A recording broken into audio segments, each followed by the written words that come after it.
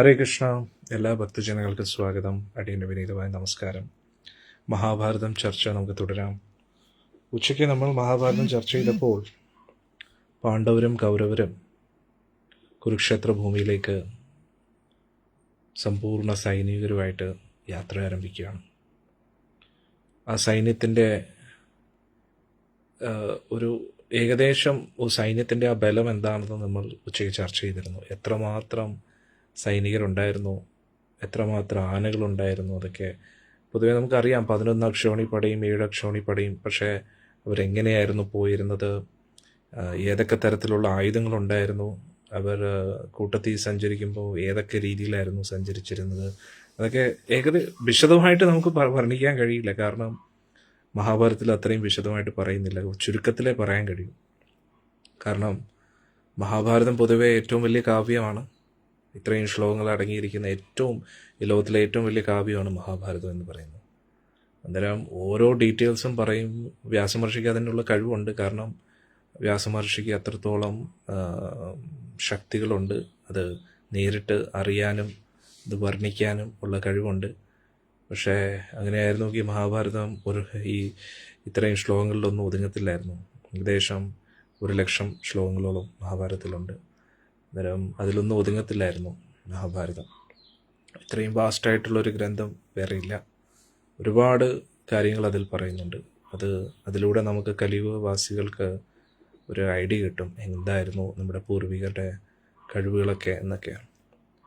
അന്നേരം ഒരുപാട് കാര്യങ്ങൾ നമ്മൾ ഉച്ചയ്ക്ക് ചർച്ച ചെയ്തു. എല്ലാവർക്കും ഇഷ്ടപ്പെട്ടു എന്ന് വിചാരിക്കുന്നു. പിന്നെ കുന്തി ദേവി കർണനെ കാണുന്ന രംഗം, ഭഗവാൻ കൃഷ്ണനും കർണനെ പറഞ്ഞ് മനസ്സിലാക്കാൻ ശ്രമിക്കുന്ന കാര്യങ്ങളൊക്കെ നമ്മൾ ചർച്ച ചെയ്തു. ഇനി അതിൻ്റെ തുടർച്ചയാണ്. എല്ലാവരും കുരുക്ഷേത്ര ഭൂമിയിൽ എത്തിക്കഴിഞ്ഞു. ഇനി അവിടെ എന്താണ് സംഭവിക്കുന്നത് എന്നാണ് നമ്മൾ ഇന്ന് ചർച്ച ചെയ്യാൻ പോകുന്നത്. ഓം നമോ ഭഗവതേ വാസുദേവായ. ഓം നമോ ഭഗവതേ വാസുദേവായ. ഓം നമോ ഭഗവതേ വാസുദേവായ. നാരായണം നമസ്കൃത്യം നരം ചൈവ നരോത്തമം ദേവീം സരസ്വതീം വ്യാസം തതോ ജയമുദീരയേത്. അഷ്ടപ്രായേഷു ഭദ്രേഷു നിത്യം ഭാഗവത സേവയാ ഭഗവതി ഉത്തമശ്ലോകേ ഭക്തിർഭവതി നൈഷ്ഠികേ. കൃഷ്ണായ വാസുദേവായ ദേവകീനന്ദനായ ച നന്ദഗോപകുമാരായ ഗോവിന്ദായ നമോ നമഃ. ഓം അജ്ഞാനതിമിരന്ധസ്യ ജ്ഞാനാഞ്ജനശലാകായ ചക്ഷുരുന്മിലിതം യേന തസ്മൈ ശ്രീഗുരവേ നമഃ. ശ്രീചൈതന്യമനോഭീഷ്ടം സ്ഥാപിതം യേന ഭൂതലേ സ്വയം രൂപഗദാമഹ്യം ദദാതി സ്വപദാന്തികം. ദേഹം ശ്രീഗുരോം ശ്രീയുതാപദകമലം ശ്രീഗുരോം വൈഷ്ണവാംശ്ച ശ്രീരൂപം സാഗ്രജാതം സഗണരഘുനാഥാന്വിതം തം സജീവം സാദ്വൈതം സാവധൂതം പരിജനാസഹിതം കൃഷ്ണചൈതന്യദേവം ശ്രീരാധാകൃഷ്ണപാദാൻ സഗണലളിത ശ്രീവിശാഖാന്വിതം ശ്ച. നമോ വിഷ്ണുപാദായ കൃഷ്ണപൃഷ്ഠായ ഭൂതലേ ശ്രീമതേ ജയപതാകസ്വാമിനിധി നാമിനേ. നമാചാര്യപാദായ നിതായ കൃപപ്രദായിനേ ഗൗരഗദാദാമധായ നഗരഗ്രാമധാരിണേ.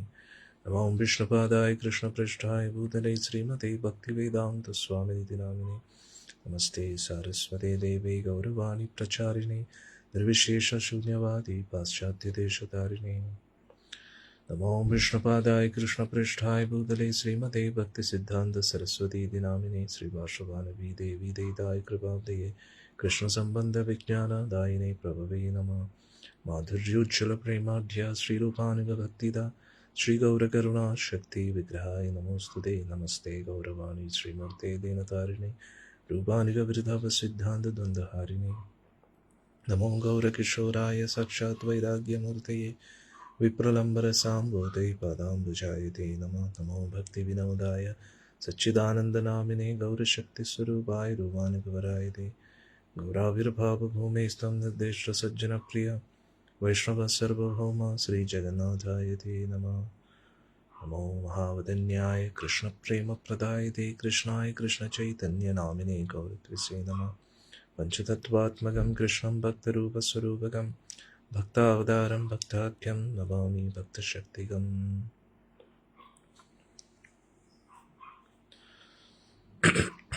വാഞ്ചാകൽപതരുഭ്യശ്ച കൃപാസിന്ധുഭ്യൈവ ച പതിതാനാം പാവനേഭ്യോ വൈഷ്ണവേഭ്യോ നമോ നമഃ. हे कृष्णा करुणा सिन्धो दीनबन्धो जगत्पते गोपेश गोपिका कान्त राधा कान्त नमोऽस्तुते। जयदां सुरतो पङ्गोर्मम मन्दमतेर्गतिमत्सर्वस्य पादाम्बुजो राधामदनमोहनो दिव्यद्वृन्दारण्यकल्पद्रुमद श्रीमद्रत्नागारसिंहासनस्थो श्रीमद्राधा श्रीलगोविन्ददेवो प्रेष्ठारभे सेव्यमानो स्मरामि। श्रीमन्दासरसारम्भी वंशीवरत्तटस्थिता कर्षन्वेणुस्मनेर्गोपीर्गोपीनाथश्रीयस्तुना तप्तकाञ्चन गौराङ्गी राधे वृन्दावनेश्वरी वृषभानु सुते देवी प्रणमामि हरिप्रिये। जय श्रीकृष्ण चैतन्य प्रभु नित्यानन्द श्री अद्वैत गदाधर श्रीवासादि गौरभक्तवृन्द। हरे कृष्ण कृष्ण कृष्ण हरे हरे, हरे राम राम राम हरे हरे। जय श्री कृष्ण चैतन्य प्रभु नित्यानंद श्री अद्वैत गदाधर श्रीवासादि गौरभक्तवृन्द। हरे कृष्ण कृष्ण कृष्ण हरे हरे, हरे राम राम राम हरे हरे। हरे कृष्ण कृष्ण कृष्ण हरे हरे, हरे राम राम राम हरे हरे। हरे कृष्ण कृष्ण कृष्ण हरे हरे, हरे राम राम राम हरे हरे। मुगं करोति वाचालं भङ्गं लङ्घयति गिरिं यत्कृपातमहं वन्दे श्रीगुरुं दीनतारिणं परमानन्दमाधवं ശ്രീചൈതന്യമീശ്വരം ഹരി ഓം തത്സത്. ഹരേ കൃഷ്ണ. നമുക്ക് മഹാഭാരതം ചർച്ച തുടരാം. ഇതുവരെയുള്ള മഹാഭാരതം എല്ലാവർക്കും എന്താണ് അഭിപ്രായം മഹാഭാരതത്തെക്കുറിച്ച്? എന്തൊക്കെ നിങ്ങൾക്ക് പഠിക്കാൻ പറ്റി? നിങ്ങൾ കമൻസിലിടൂ. പുതിയതായിട്ട് നിങ്ങൾക്ക് കിട്ടിയ തിരിച്ചറിവുകൾ എന്തൊക്കെയായിരുന്നു എന്ന് നിങ്ങൾ കമൻസിലിടുക. കാരണം ഇങ്ങനെയുള്ള ചർച്ചയിലൂടെ നമുക്ക് ഇനിയും കൂടുതൽ ശ്രദ്ധിക്കാൻ ഒരു പ്രചോദനം ലഭിക്കും പുതിയ ആൾക്കാർക്ക്. അതുകൂടാതെ ഇതുവരെ നമ്മൾ ചർച്ച ചെയ്തതിലൂടെ നമ്മൾ എന്തൊക്കെ പഠിച്ചു എന്നറിയുമ്പോൾ നമുക്ക് കുറച്ചും കൂടെ വ്യക്തത കിട്ടും, സാക്ഷാത്കാരങ്ങളും കിട്ടും. ഒരു വിശകലനം എപ്പോഴും നമുക്ക് വേണമല്ലോ, അല്ലേ? അതുകൊണ്ട് ഇതുവരെ ചർച്ച ചെയ്ത മഹാഭാരതത്തിനെ കുറിച്ച് നിങ്ങളുടെ അഭിപ്രായം എന്താണ്? കമൻസിലിടൂ. ഇതുവരെ നിങ്ങൾ മഹാഭാരതത്തെക്കുറിച്ച് നിങ്ങളുടെ കാഴ്ചപ്പാടിൽ നിന്നും വ്യത്യാസമുണ്ടോ? നിങ്ങൾക്ക് പുതിയതായിട്ട് എന്തെങ്കിലും മനസ്സിലാക്കാൻ കഴിഞ്ഞോ? കുറച്ചും കൂടെ ആഴത്തിൽ ഓരോ മഹാഭാരതത്തിലെ ഓരോ വ്യക്തികളെയും മനസ്സിലാക്കാൻ കഴിഞ്ഞോ എന്നൊക്കെ നിങ്ങൾക്ക് കമൻസിലിടാം.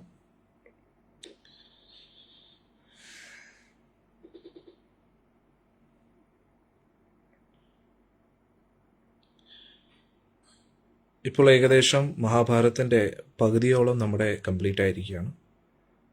ഇനി അടുത്ത പകുതി ഭാഗം ഇന്നു മുതൽ ആരംഭിക്കുകയാണ്. ഇന്നത്തെ ഈ അധ്യായത്തിൽ നമ്മൾ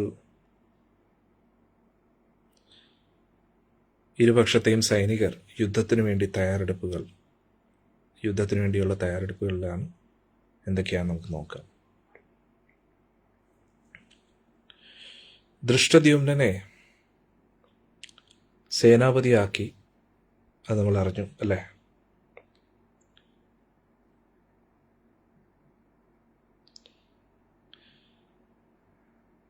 യുധിഷ്ഠിരനും ബാക്കിയുള്ള സേനാനായകന്മാരും ഭഗവാന്റെ അടുത്തേക്ക് എത്തുകയാണ്.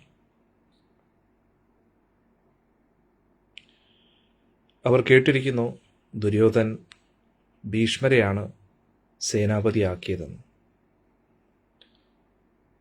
അത് ഭീഷ്മർ സമ്മതിക്കുകയും ചെയ്തു.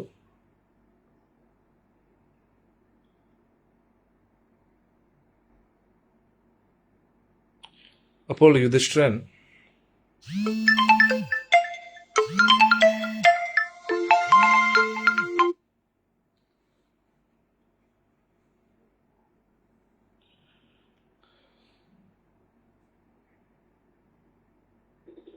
അർജുനെ ഉപസേനാപതിയാക്കുകയാണ്. അതായത് ദൃഷ്ടദ്യുമ്നൻ പ്രധാന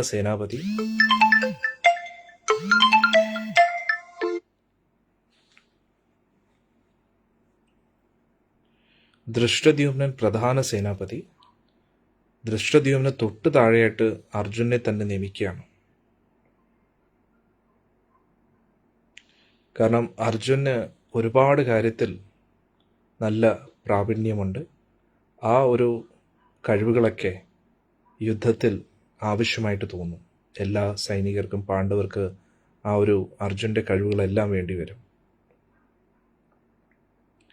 അപ്പോൾ പ്രധാനമായിട്ടും ദൃഷ്ടദ്യുമ്നനെ സഹായിക്കാനായിട്ട് അർജുൻ, എന്നിട്ട് അർജുൻ്റെ കീഴിൽ 7 സേനാനായകന്മാർ, ഓരോ അക്ഷൗണി പടയ്ക്കായിട്ട്, ഓരോരോ അക്ഷൗണി പടയ്ക്കും ഓരോരോ സേനാനായകന്മാർ.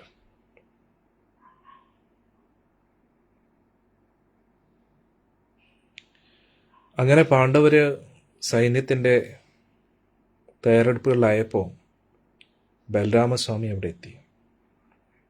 ബലരാമസ്വാമി യുധിഷ്ഠിരൻ്റെ ശിബിരത്തിലേക്ക് കയറി. കൂട്ടത്തിൽ അക്രൂരനുണ്ടായിരുന്നു, ഉദ്ധവരുണ്ടായിരുന്നു, സാമ്പനുണ്ടായിരുന്നു, പ്രദ്യുമ്നുണ്ടായിരുന്നു. ദ്വാരകയിൽ നിന്ന് എല്ലാവരും വന്നിരുന്നു. ഭഗവാൻ നീലവസ്ത്രവും ധരിച്ച് സ്വർണ്ണ താമര കൊണ്ട് നിർമ്മിച്ച ഒരു മാലയും ധരിച്ചിരിക്കുകയാണ്. ബലരാമസ്വാമിയെ കണ്ടു കഴിഞ്ഞാൽ കൈലാസ പർവ്വതം മുന്നിൽ നിൽക്കുന്ന പോലെ തോന്നി. ഭഗവാൻ എഴുന്നേറ്റു ബലരാമസ്വാമിയെ സ്വീകരിക്കാനായിട്ട്. ബാക്കിയുള്ള രാജാക്കന്മാരെ സ്വീകരിച്ചു. എല്ലാവരും ഭഗവാനെ പൂജിച്ചു, അർഘ്യപാദ്യങ്ങളൊക്കെ കൊടുത്തു. യുധിഷ്ഠിരൻ ഭഗവാന്റെ കൈ പിടിച്ചു. എന്നിട്ട് ഇരിക്കാനായിട്ട് ഏറ്റവും ഉത്തമ ആസനം തന്നെ കൊടുത്തു. ബലരാമസ്വാമി മുതിർന്ന യോദ്ധാക്കളായ ദ്രുപദനെയും വിരാട് രാജാവിനെയും ബഹുമാനിച്ചു. എന്നിട്ട് അവിടെ ഇരുന്നു. എന്നിട്ട് പറഞ്ഞു,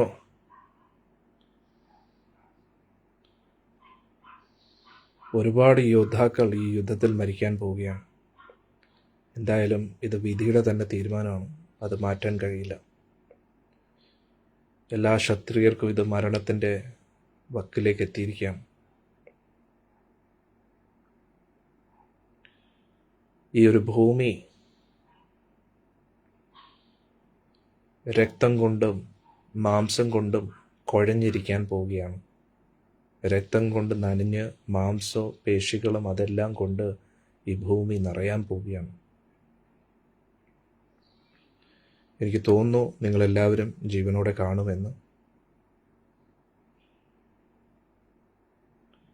ഞാൻ പല പ്രാവശ്യം കൃഷ്ണനോട് പറഞ്ഞു, കൃഷ്ണൻ പാണ്ഡവരോടും കൗരവരോടും നിഷ്പക്ഷനായിട്ട് നിൽക്കാൻ. പക്ഷേ അദ്ദേഹം എപ്പോഴും നിങ്ങളുടെ കൂട്ടത്തിൽ തന്നെയാണ്. ഭഗവാൻ ഉടനെ ബലരാമസ്വാമിയെ നോക്കി ഒന്ന് ചിരിച്ചു. ബലരാമസ്വാമി തിരിച്ചൊന്ന് നോക്കി. എന്നിട്ട് പറഞ്ഞു, കേശവൻ എന്തായാലും നിങ്ങളുടെ ഉദ്ദേശത്തിന് വേണ്ടി പ്രവർത്തിക്കാമെന്നാണ് ചിന്തിച്ചിരിക്കുന്നത്, പ്രത്യേകിച്ച് ധനഞ്ജയൻ്റെ കൂട്ടത്തിൽ. കൃഷ്ണൻ നിങ്ങളുടെ കൂട്ടത്തിലുണ്ടെങ്കിൽ വിജയം നിങ്ങളുടെ തന്നെയാണ്. എനിക്കൊരിക്കലും കൃഷ്ണനില്ലാതെ ഇരിക്കാൻ കഴിയില്ല. അതുകൊണ്ട് തന്നെ ഞാൻ ഈ യുദ്ധത്തിൽ പങ്കെടുക്കത്തില്ല.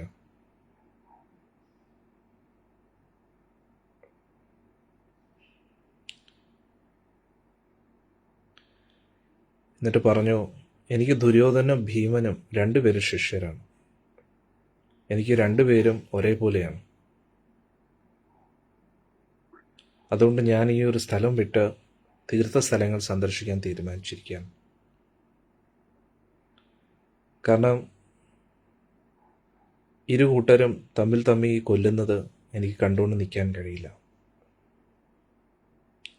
അങ്ങനെ ബലരാമസ്വാമി എഴുന്നേറ്റു, കിരീടം ശിരസിൽ വെച്ചിട്ട് ഭഗവാൻ അവിടുന്ന് പോവുകയാണ്. ഭഗവാൻ കൃഷ്ണനോടും പാണ്ഡവരോടും പറഞ്ഞിട്ട്. എന്നിട്ട് ഇതിൽ നമ്മൾ മനസ്സിലാക്കേണ്ടത്, ബലരാമസ്വാമി ഭഗവാനാണെങ്കിലും ഒരു ഭക്തൻ്റെ മനസ്സാണ്. അതുകൊണ്ട് ബലരാമസ്വാമിക്ക് വലിയ കാരുണ്യമാണ്. അന്നേരം ഭഗവാൻ ചിന്തിക്കുന്നത്, ദുര്യോധൻ കൃഷ്ണനെ അംഗീകരിക്കുന്നില്ല, പക്ഷേ ഏറ്റവും കുറഞ്ഞ പക്ഷേ എന്നെങ്കിലും അംഗീകരിക്കുന്നുണ്ടല്ലോ, എന്നിലൂടെയെങ്കിലും അവൻ എന്തെങ്കിലും ഒരു മോക്ഷം കിട്ടുന്നെങ്കിൽ കിട്ടട്ടെ. അന്നേരം ബലരാമസ്വാമി പൊതുവെ ഭയങ്കര കാരുണ്യമാണ്. ആ കാരുണ്യത്താലാണ് ദുര്യോധനെ ഇത്രയും ഭഗവാൻ സ്നേഹിക്കുന്നത്. ആ കാരുണ്യം ചിലപ്പോൾ ദുര്യോധന് മനസ്സിലാവത്തില്ല. പൊതുവെ ഭഗവാനെക്കാട്ടിയും കാരുണ്യം എപ്പോഴും ഗുരുവിന് കാണും. ബലരാമസ്വാമി എന്ന് പറയുന്ന ആദി ഗുരുവാണ്. ഗുരുതത്വം തുടങ്ങുന്നത് തന്നെ ബലരാമസ്വാമിയിൽ നിന്ന്. അന്നേരം നമ്മൾ വിചാരിക്കും ഭഗവാൻ പാണ്ഡവപക്ഷത്തിരിക്കുന്നു, ബലരാമസ്വാമി എന്താ ഇങ്ങനെ ഇരിക്കുന്നത്? അന്നേരം ബലരാമസ്വാമിക്ക് കാരുണ്യം കൂടുതലാണ്. അത്രയ്ക്ക്, കാരണം ഗുരുവിൻ്റെ ഒരു മനസ്സാണ് ബലരാമ. ആരും നോക്കാനില്ലാത്തവരെ നോക്കുക, ഒട്ടും ഭക്തിയിൽ ഒരു താല്പര്യം ഇല്ലാത്തവരെ ഭക്തിയിൽ കൊണ്ടുവരിക എന്നതാണ് ഒരു ഭഗവാന്റെ മനസ്സ്. അതാണ് നമ്മൾ മനസ്സിലാക്കേണ്ടത്. അങ്ങനെ ബലരാമസ്വാമിക്ക് ഒരുപാട് വിഷമം തോന്നി. എന്നിട്ട് കിരീടം ധരിച്ച് ഭഗവാൻ അവിടെ നിന്ന് പോവുകയാണ്. ഭഗവാനോടൊപ്പം തന്നെ ബാക്കിയുള്ള യാദവരും കൂട്ടത്തിൽ പോവുകയാണ്.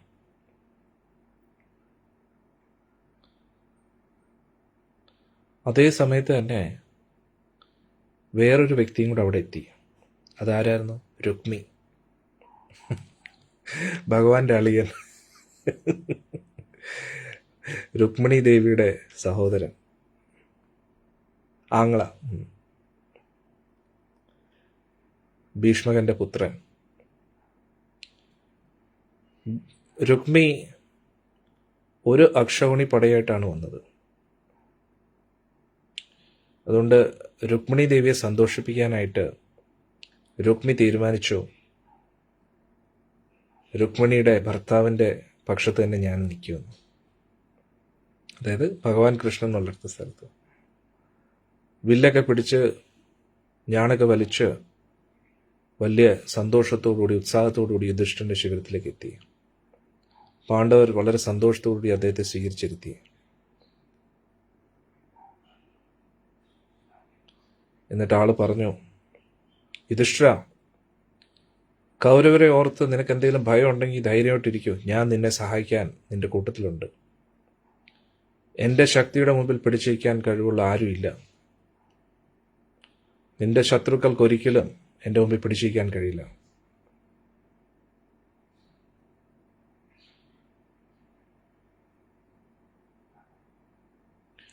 അതുകൊണ്ട് നിന്റെ സൈന്യത്തിൽ ഏത് പക്ഷത്ത് എവിടെയാണ് ഞാൻ നിൽക്കേണ്ടതെന്ന് പറഞ്ഞാൽ മാത്രം മതി. ഭീഷ്മർക്കോ ദ്രോണർക്കോ കൃപാചാര്യർക്കോ ആർക്കും എനിക്ക് നേരെ നിൽക്കാൻ കഴിയില്ല. ഞാൻ കൗരവരെ എല്ലാം തോൽപ്പിച്ച് ഈ ഭൂമി മുഴുവൻ നിനക്ക് നൽകാം.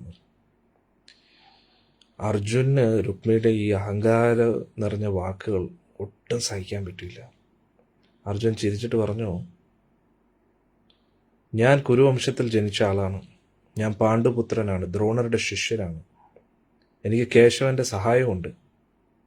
അതുകൊണ്ട് എനിക്ക് ശത്രുക്കളെ ഭയമൊന്നുമില്ല. ഞാൻ ഗന്ധർവന്മാരുമായിട്ട് യുദ്ധം ചെയ്യുമ്പോൾ എനിക്ക് ആരുടെയും സഹായമൊന്നും വേണ്ടി വന്നിട്ടില്ല. ഞാൻ ദാനവന്മാരുമായിട്ട് അധമ ലോകങ്ങളിലൊക്കെ പോയി യുദ്ധം ചെയ്തപ്പോഴും അപ്പോഴും എനിക്ക് ആരുടെയും സഹായം ഇല്ലായിരുന്നു. മത്സ്യരാജ്യത്തിൽ ഞാൻ വിരാട് യുദ്ധം നടന്നുകൊണ്ടിരുന്ന സമയത്തും വിരാട് രാജാവിൻ്റെ രാജ്യത്ത് യുദ്ധം നടന്നുകൊണ്ടിരുന്നപ്പോഴും എന്നെ സഹായിക്കാൻ ആരുമില്ലായിരുന്നു. അതുകൊണ്ട് രുക്മി, എനിക്ക് ആരെയും ഭയമൊന്നുമില്ല കേട്ടോ. പിന്നെ നമുക്ക് അങ്ങയുടെ സഹായത്തിൻ്റെ ആവശ്യമില്ലെന്ന്. അതുകൊണ്ട് അങ്ങേക്ക് ഇഷ്ടമുള്ളിടത്ത് എവിടെയെങ്കിലും പൊയ്ക്കോളൂ. അങ്ങേക്ക് നിൽക്കണമെങ്കിൽ നിൽക്കാം, പോകണമെങ്കിൽ പോകാം. അങ്ങുണ്ടെങ്കിലും ഇല്ലെങ്കിൽ നമ്മൾ എന്തായാലും കൗരവരായിട്ട് യുദ്ധം ചെയ്യാൻ പോവാണ്. അന്നേരം ഒന്ന് ആലോചിച്ച് നോക്കണേ, 7 അക്ഷൗണി പട പാണ്ഡവരുടെ പക്ഷത്ത്, കൗരവ പക്ഷത്ത് 11 അക്ഷൗണി പടയുണ്ട്.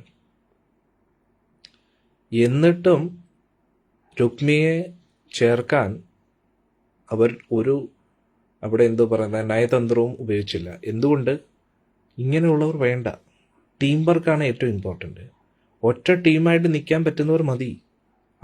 കുറഞ്ഞ ആൾക്കാരാണെങ്കിലും കുഴപ്പമില്ല. പക്ഷെ അന്നേരം ഇതാണ് മഹാഭാരതത്തിൽ നിന്ന് ഒരുപാട് കാര്യങ്ങൾ നമുക്ക് പഠിക്കാനുണ്ട്. അന്നേരം ഈ ഒരുത്തം മതി ബാക്കിയുള്ള 7 അക്ഷൗണിയും കുട്ടിച്ചോറൊക്കെ. ഒറ്റ ടീമായിട്ട് നിൽക്കുന്നവൻ മതി. അല്ലെങ്കിൽ നമ്മളൊന്ന് പറയും, അവന്ന് പറയും, വെറുതെ എന്തിനാണ് തർക്കം? മനസ്സിലായില്ലേ?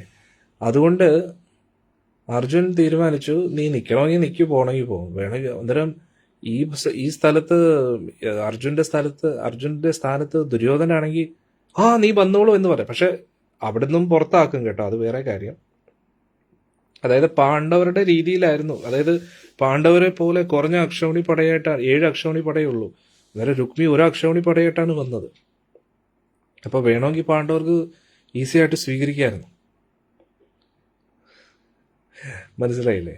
അന്നേരം ഇവിടെ മെയിൻ ഏറ്റവും ഇമ്പോർട്ടൻ്റ് ഒത്തൊരുമ ഉണ്ടെങ്കിൽ മാത്രം, അതായത് ആ ടീമിൻ്റെ കൂട്ടത്തിൽ നിന്ന് ഒരേ മനസ്സോടുകൂടി പ്രവർത്തിക്കുന്നവരാണെങ്കിൽ മതി. അല്ലാതെ വെറുതെ എന്തിനാണ് ഒരു ശല്യം? അന്നേരം അർജുൻ പറഞ്ഞു, നിനക്ക് വേണമെങ്കിൽ നിൽക്കുക, അല്ലെങ്കിൽ പോണെങ്കിൽ പോവാം.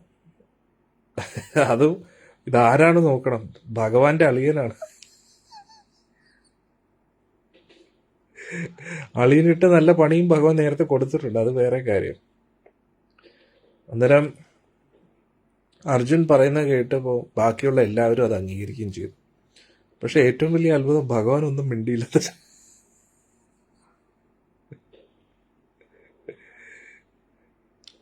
എന്നാൽ ഇത് പറഞ്ഞ ഉടൻ തന്നെ രുക്മി ഭയങ്കര ദേഷ്യത്തോടു കൂടി വില്ലും വാളും പിടിച്ച് അവിടുന്ന് ഒരു വാക്കുപോലും മിണ്ടാതെ ഇറങ്ങി നിന്നു. എന്നിട്ട് ഇവന്റെ സ്വഭാവം നോക്കണേ, ഈ സൈന്യമായിട്ട് അവൻ ദുര്യോധന്റെ അടുത്ത് നിന്നു. എന്നിട്ട് അവൻ പറയുക, പാണ്ഡവർക്ക് എന്നെ വേണ്ടെങ്കിൽ എങ്കിൽ പിന്നെ ഞാൻ കൗരവരുടെ കൂട്ടത്തിൽ യുദ്ധം ചെയ്യാം. എന്തായാലും ഞാൻ ആദ്യം യുധിഷ്ഠിരനോടാണല്ലോ ചോദിച്ചത്.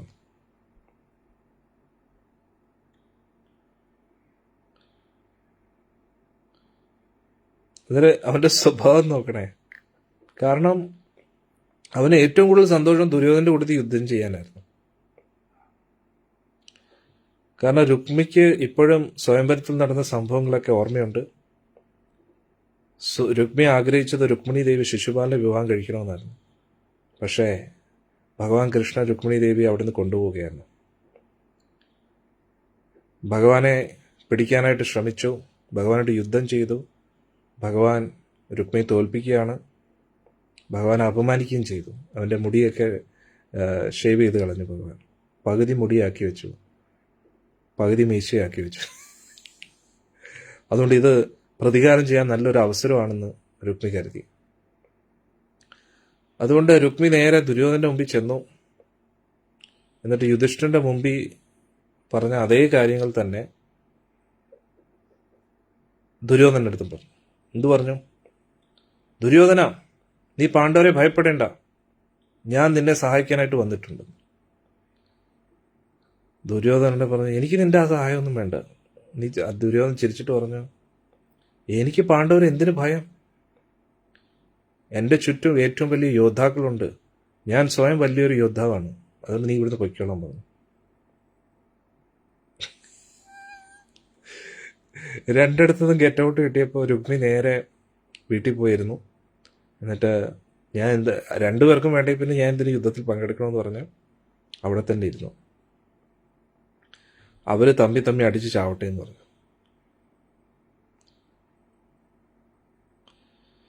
രുക്മി പോയതിനു ശേഷം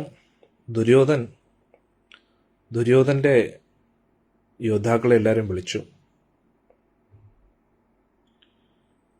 എന്നിട്ട് ശകുനിയുടെ മകനായ ഉലൂക്കനെ ഒരു ദൂതനായിട്ട് പാണ്ഡവരുടെ അടുത്തേക്ക് അയക്കുകയായിരുന്നു.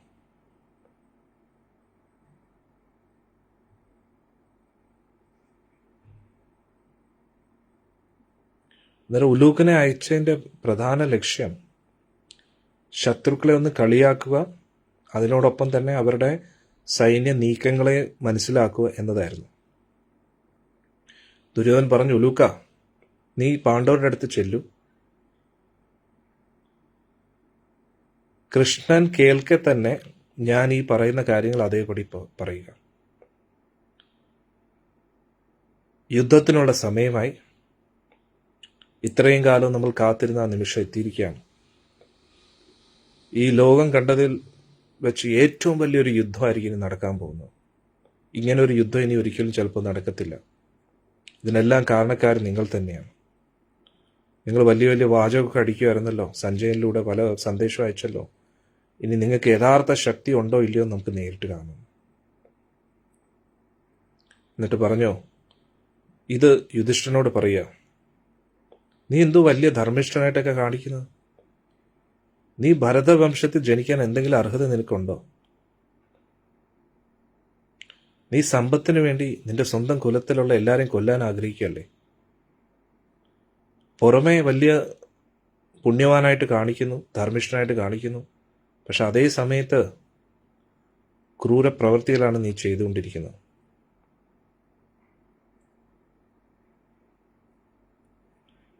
ഇതുമായിട്ട് ബന്ധപ്പെട്ട് നാരദ മഹർഷി പറഞ്ഞ ഒരു കഥ ഞാൻ നിന്നെ കേൾപ്പിക്കാന്ന് പറഞ്ഞു.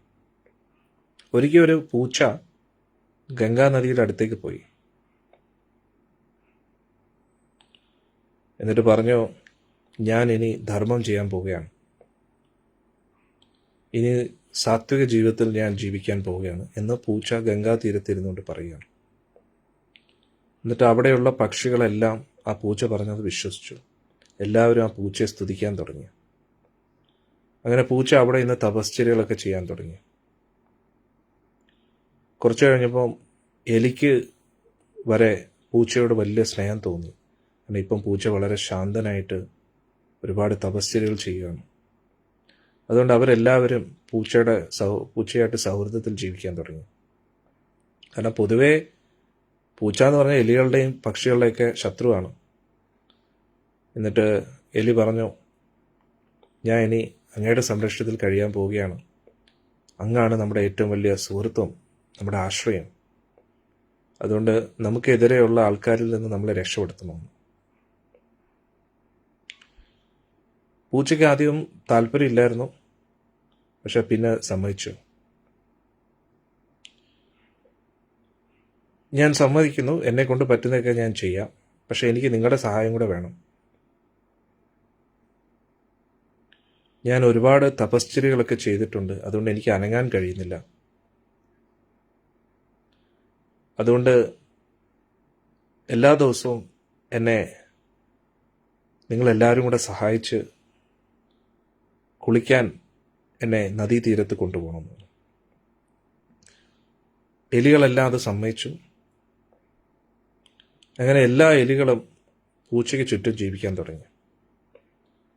എല്ലാ ദിവസവും ഒരു കൂട്ടം എലികൾ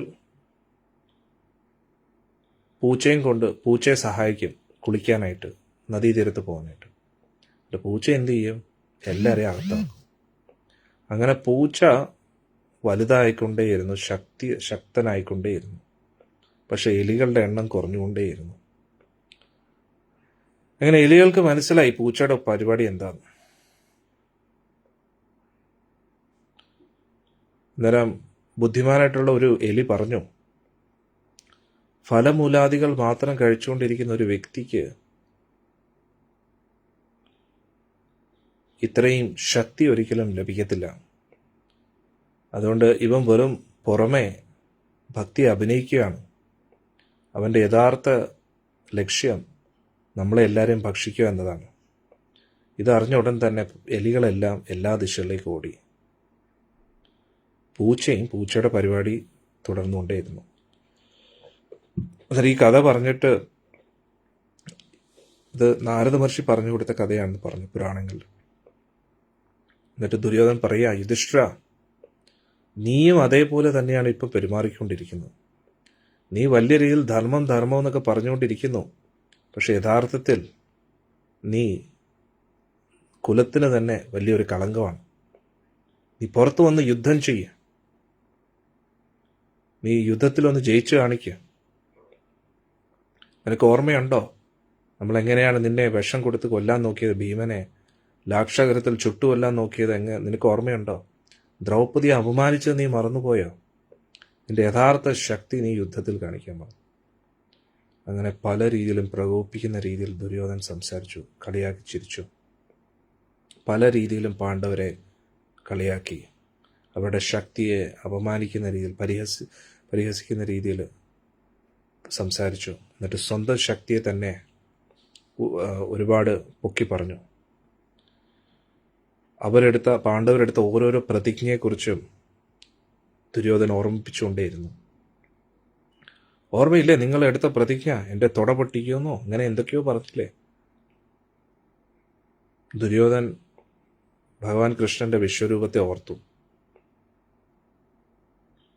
എന്നിട്ട് അതിനെക്കുറിച്ചും ദുര്യോധനൻ പറഞ്ഞു, വാസുദേവനോട് പ്രത്യേകം പറയണം, അദ്ദേഹത്തിൻ്റെ മായാവി കളികളൊന്നും കണ്ടിട്ടൊന്നും ഞാൻ പേടിച്ചിട്ടില്ല. എനിക്കും പല പല രൂപങ്ങൾ കാണിക്കാൻ പറ്റും. അതുകൊണ്ട് എന്താ പ്രയോജനം? ആ ഒരു രൂപം എടുത്ത് യുദ്ധക്കളത്തിൽ വന്ന് യുദ്ധം ചെയ്യാൻ പറയും. എന്നിട്ട് നമുക്ക് ആലോചിക്കാം ആർക്കാ ശക്തിയുള്ളൂ. കൃഷ്ണ, നിന്റെ ശക്തി എത്രയാണെന്ന് എനിക്കറിയാം. അർജുൻ്റെ ശക്തി എന്താണെന്ന് എനിക്കറിയാം. എനിക്ക് ഗാണ്ഡീവത്തിൻ്റെ ശക്തി അറിയാം. ഒരിക്കലും തീരാത്ത അവനാഴിയുടെ ശക്തി അറിയാം. വലിയ അഗ്നിയിൽ നിന്ന് ലഭിച്ച ആ രഥത്തെക്കുറിച്ചും എനിക്കറിയാം. ആ കുടിയടയാളത്തെക്കുറിച്ചും എനിക്കറിയാം. എന്നാലും ഞാൻ വെല്ലുവിളിക്കാം. എനിക്ക് ഒറ്റയ്ക്ക് 1000 കൃഷ്ണന്മാരും 100 അർജുനന്മാരുമായിട്ട് യുദ്ധം ചെയ്യാൻ പറ്റും. എന്നാൽ പോലും ഈ കൃഷ്ണ അർജുനന്മാർ ഓടുന്നു ജീവനും കൊണ്ട്. ജീവനെ പേടിച്ച് എല്ലാവരും ഓടുന്നു. മരണത്തെ പേടിച്ച് എല്ലാവരും ഓടുന്നു. നിങ്ങളുടെ എല്ലാ ശക്തികളെ എനിക്ക് നന്നായിട്ട് അറിയാം. എന്നാലും നിങ്ങളുടെ രാജ്യവും എല്ലാം ഞാൻ നിങ്ങളിൽ നിന്ന് തട്ടിയെടുത്തു. നിങ്ങൾക്ക് ഒന്നും ഞാൻ തിരിച്ചു നൽകത്തില്ല. ഇത്രയും പറഞ്ഞിട്ട് ദുര്യോധനൻ അങ്ങോട്ടും ഇങ്ങോട്ടും നടക്കുകയാണ്. ഇതെല്ലാം കേട്ടിട്ട് കർണനും ദുശാസനും ശകുനിയൊക്കെ കൈയടിച്ചുകൊണ്ടിരിക്കുകയാണ്. മിടുക്കൻ. എന്നിട്ട് ഇനിയും പറയാൻ പറഞ്ഞു. ദുര്യോധനൻ പാണ്ഡവരെ ചൂതുകളിയുടെ കാര്യം ഓർമ്മിപ്പിച്ചു, വനവാസത്തിൻ്റെ കാര്യം ഓർമ്മിപ്പിച്ചു. എൻ്റെ ശക്തി എന്താണെന്ന് നിങ്ങൾക്ക് ഇതുവരെയും ബോധ്യപ്പെട്ടില്ലേ? നിങ്ങൾ ഇത്രയും വലിയ ശക്തരായിട്ടും നിങ്ങളെ എല്ലാം ചൂതുകളിൽ തോൽപ്പിക്കാൻ എനിക്ക് കഴിഞ്ഞില്ലേ? വിരാട് രാജ്യത്തിലെ അടുക്കളയിൽ പണി ചെയ്ത് ഭീമൻ തളർന്നു. അർജുനെ കൊണ്ട് ഞാൻ വളകൾ അണിയിപ്പിച്ചു കൈകളിൽ, മുടി ചെയ്യിപ്പിച്ചു. യുധിഷ്ഠിരൻ വിരാട് രാജ്യത്തിലെ ഒരു സേവകനായിട്ട് നിൽക്കേണ്ടി വന്നു.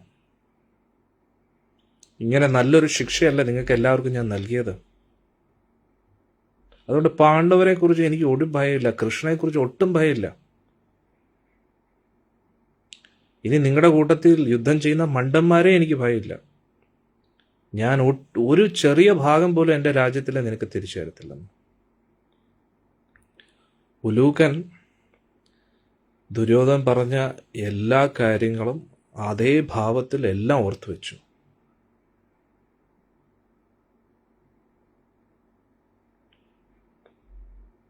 ദുര്യോധനൻ ഏകദേശം 1 മണിക്കൂറോളം സംസാരിച്ചു. അതെല്ലാം ഉലൂകൻ ഓർത്തു വെച്ചിരുന്നില്ല.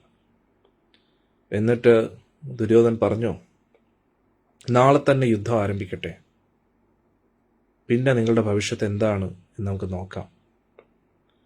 ഒരു തവളയ്ക്ക് എങ്ങനെയാണോ സമുദ്രത്തിൻ്റെ വ്യാപ്തി അറിയാൻ കഴിയാത്തത്, അതേപോലെ നമ്മുടെ സൈന്യത്തിൻ്റെ ബലം എന്താണെന്ന് നിങ്ങൾക്ക് അറിയാൻ കഴിയില്ല.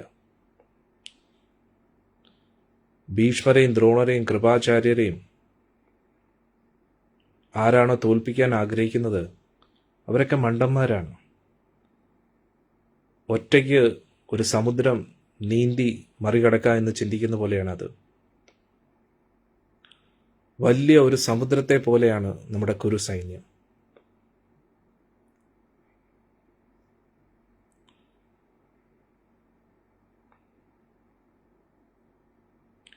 ആ സൈന്യത്തെ കാണുമ്പോഴായിരിക്കും നിങ്ങൾക്ക് നിങ്ങളുടെ രാജ്യത്തിനോടുള്ള താല്പര്യമെല്ലാം അപ്രത്യക്ഷമാകാൻ പോകുന്നത്.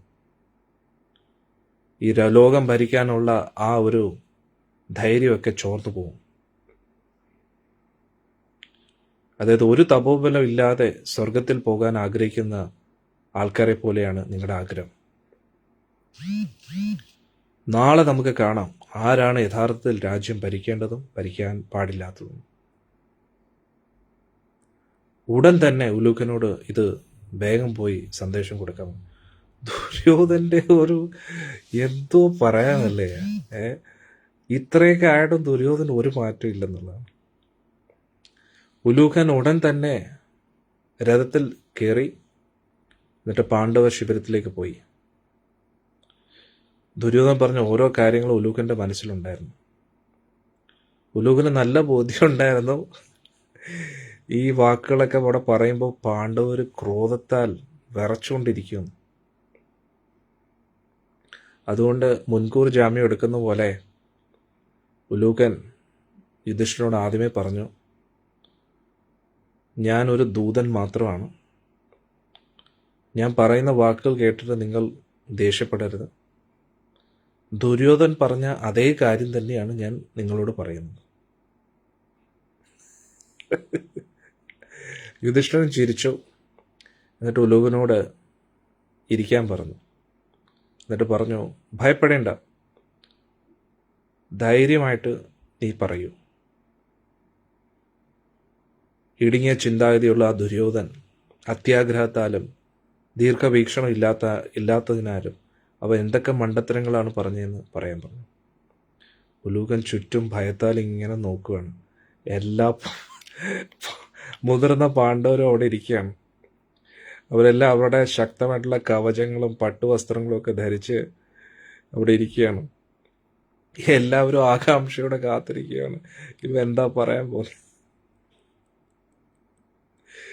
ഉലൂകൻ പറഞ്ഞു തീർന്നത് പാണ്ഡവരെല്ലാവരും ചാടി എഴുന്നേറ്റുണ്ട്.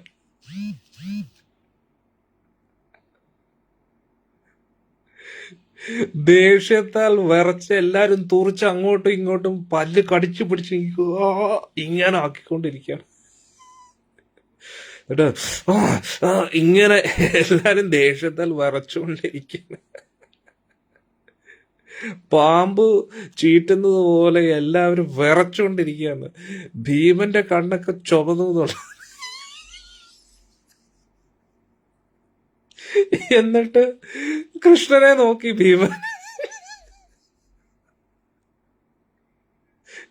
ഭീമൻ ദേഷ്യത്തെ വിറച്ചിട്ട് കൃഷ്ണനോട് ചോദിക്കും, ഇനി ഇവനെന്തുവാ കൃഷ്ണ ചെയ്യണ്ടേന്ന് പറഞ്ഞു. ഭഗവാനോ എല്ലാവരും ദേഷ്യം കൊണ്ട് വിറച്ചുകൊണ്ടിരിക്കുകയാണ്. അപ്പൊ കൃഷ്ണൻ എന്തായിരിക്കും ചെയ്തു? നിങ്ങൾ ആലോചിച്ചു, നിങ്ങൾ കമന്റ്സിലിടും. നിങ്ങൾ ഇത്രയും ഇപ്പൊ ഈ സന്ദേശം ഞാൻ പഠിച്ചപ്പോ എനിക്ക് തന്നെ ദേഷ്യം വന്നു. കേട്ട നിങ്ങൾക്കും ദേഷ്യം വന്നു. പാണ്ഡവരെല്ലാവരും ഭയങ്കര ദേഷ്യത്തിലാണ്. കടിച്ചു കീറാൻ, ആ ദൂതനെ കടിച്ചു കീറാനുള്ള ദേഷ്യം ഉണ്ടെന്നുള്ളതാണ്.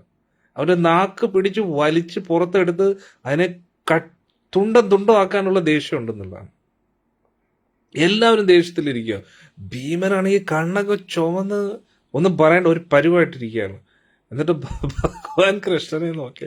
എന്തായിരിക്കും ഭഗവാന്റെ പ്രതികരണം? നിങ്ങൾ പറയൂ. ഭഗവാനാണെങ്കിൽ ചിരിയോടെ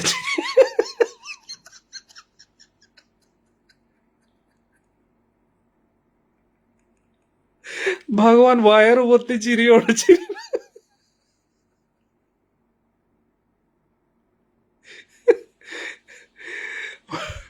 ഭഗവാൻ ഇത്രയും വലിയൊരു ചിരി ഭഗവാൻ ഇതുവരെ ചെയ്തില്ല. അത്രയ്ക്കും ചിരിയായിരുന്നു.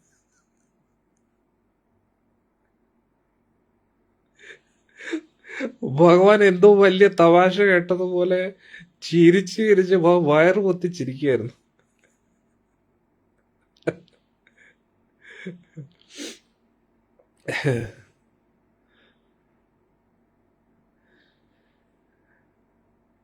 ഭഗവാൻ ചിരിച്ചൊരു പരുവായിരുന്നു. എന്നിട്ട് ഭഗവാൻ പറഞ്ഞു, ഉലുക്ക, നീ നിന്റെ സ്വാമിയുടെ അടുത്ത് ചെല്ലു. എന്നിട്ട് പറയൂ, നീ പറഞ്ഞ സന്ദേശം എല്ലാം നമ്മൾ കേട്ടു, അതിൻ്റെ അർത്ഥവും മനസ്സിലാക്കി. അവൻ പറയുന്ന പോലെ ആവട്ടെ, നാളെ തന്നെ യുദ്ധം തുടങ്ങട്ടെ എന്ന്. ഇത്രേ ഭഗവാൻ പറഞ്ഞോളൂ എന്നല്ല.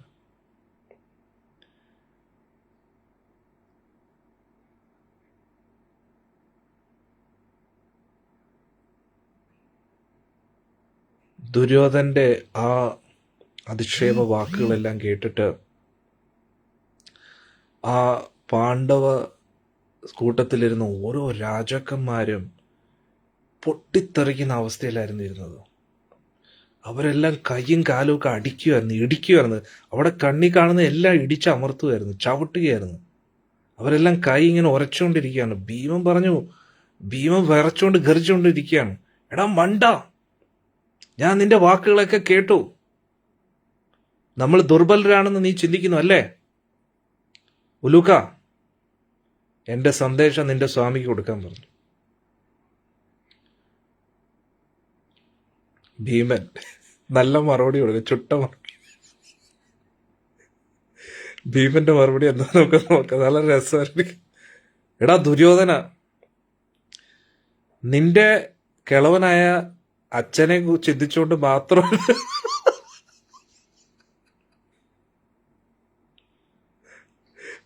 നിന്റെ കിളവനായ നിന്റെ അച്ഛനെ ഓർത്തിട്ടും പിന്നെ സർവോപരി എന്റെ ജ്യേഷ്ഠ സഹോദരനെ ആലോചിച്ചിട്ടാണ് നിന്നെ ഇത്രയും കാലം സഹിച്ചത്. ഇത്രയും ധർമ്മിഷ്ഠനായ എന്റെ ജ്യേഷ്ഠൻ നിനക്ക് നല്ല മാർഗം പറഞ്ഞു തന്നു, ശാന്തിയുടെ മാർഗം. നീ അത് തിരസ്കരിച്ചു. അതോടുകൂടി നിന്റെ വിധിക്ക് ഒരു തീരുമാനമായിരിക്കാം. നീ യമരാജനെ നേർക്ക് നേർ കാണാൻ ആഗ്രഹിക്കുന്നു. നാളെ തന്നെ യുദ്ധം തുടങ്ങുന്നതായിരിക്കും. ഞാൻ പ്രതിജ്ഞ എടുത്തിട്ടുണ്ട്, നിന്നെ നിന്റെ സഹോദരങ്ങളെ കൊല്ലുമെന്ന്. നിനക്ക് ഒട്ടും സംശയം വേണ്ട, ഞാൻ ഈ പ്രതിജ്ഞ നിറവേറ്റിയിരിക്കും. സമുദ്രം വറ്റിപ്പോവും, പർവ്വതങ്ങൾ ചിലപ്പോ പൊടിഞ്ഞു പോകും, പക്ഷേ ഈ ഭീമന്റെ വാക്കുകൾ ഒരിക്കലും അസത്യമാകത്തില്ല. ഇനി ദേവന്മാർക്കോ അസുരന്മാർ ചേർന്ന് നിന്നെ രക്ഷിക്കാൻ നിന്നാലും ദുര്യോധന, നിന്നെ നിന്റെ സഹോദരങ്ങളെ ആർക്കും രക്ഷിക്കാൻ കഴിയില്ലെന്ന്. ദുശാസനന്റെ രക്തം ഞാൻ കുടിച്ചിരിക്കും. കൗരവരെ എല്ലാം ഞാൻ ഭൂമിയിൽ ചവിട്ടി അരയ്ക്കുമെന്ന് പറഞ്ഞു. നമ്മുടെ മലയാളം ഭാഷയിൽ പറഞ്ഞാൽ ചമ്മന്തി അരയ്ക്കുന്ന പോലെ അരച്ചു കളയുമെന്ന് പറഞ്ഞു. ആ ദേശത്തിൽ ആരെങ്കിലും എൻ്റെ മുമ്പിൽ വന്നാൽ അവരെ എല്ലാം ഞാൻ യമപുരിയിലേക്ക് അയക്കുമെന്ന് പറഞ്ഞു. ഞാൻ എൻ്റെ ആത്മാവിനെ തൊട്ട് സത്യം ചെയ്യുന്നു, ഞാൻ പരമസത്യമാണ് പറയുന്നത്. വല്ല ആവശ്യം ഉണ്ടായിരുന്നു അല്ലേ? ഈ ആന ഇങ്ങനെ നടക്കുന്ന സമയത്ത് പട്ടി വന്ന് കുരയ്ക്കുന്ന പോലെ ആയിപ്പോയി. ആന ഒന്ന് തിരിഞ്ഞിട്ട് ഒരു ചവിട്ടി കഴിഞ്ഞാൽ പട്ടിയുടെ നടു എല്ലാം ഒടിഞ്ഞ് അവിടെ കിടക്കുന്നുള്ളതാണ്. പക്ഷെ എന്ത് ചെയ്യാനാ, പാവം ദുര്യോധനൻ അറിഞ്ഞൂടാ. സഹദേവൻ, ഇനി അടുത്ത സഹദേവൻ പറയുകയാണ്, നിനക്ക് ആജ്ഞ നൽകുന്ന ആ മണ്ടനോട് പറയൂ, നീ കാരണമാണ് ഈ യുദ്ധമെല്ലാം നടന്നിരിക്കുന്നത്. നീയാണ് ഈ കുലത്തിന്റെ ഏറ്റവും വലിയ അപമാനം. ഈ ലോകത്തിന് തന്നെ നീ വലിയൊരു ഭാരമാണ്.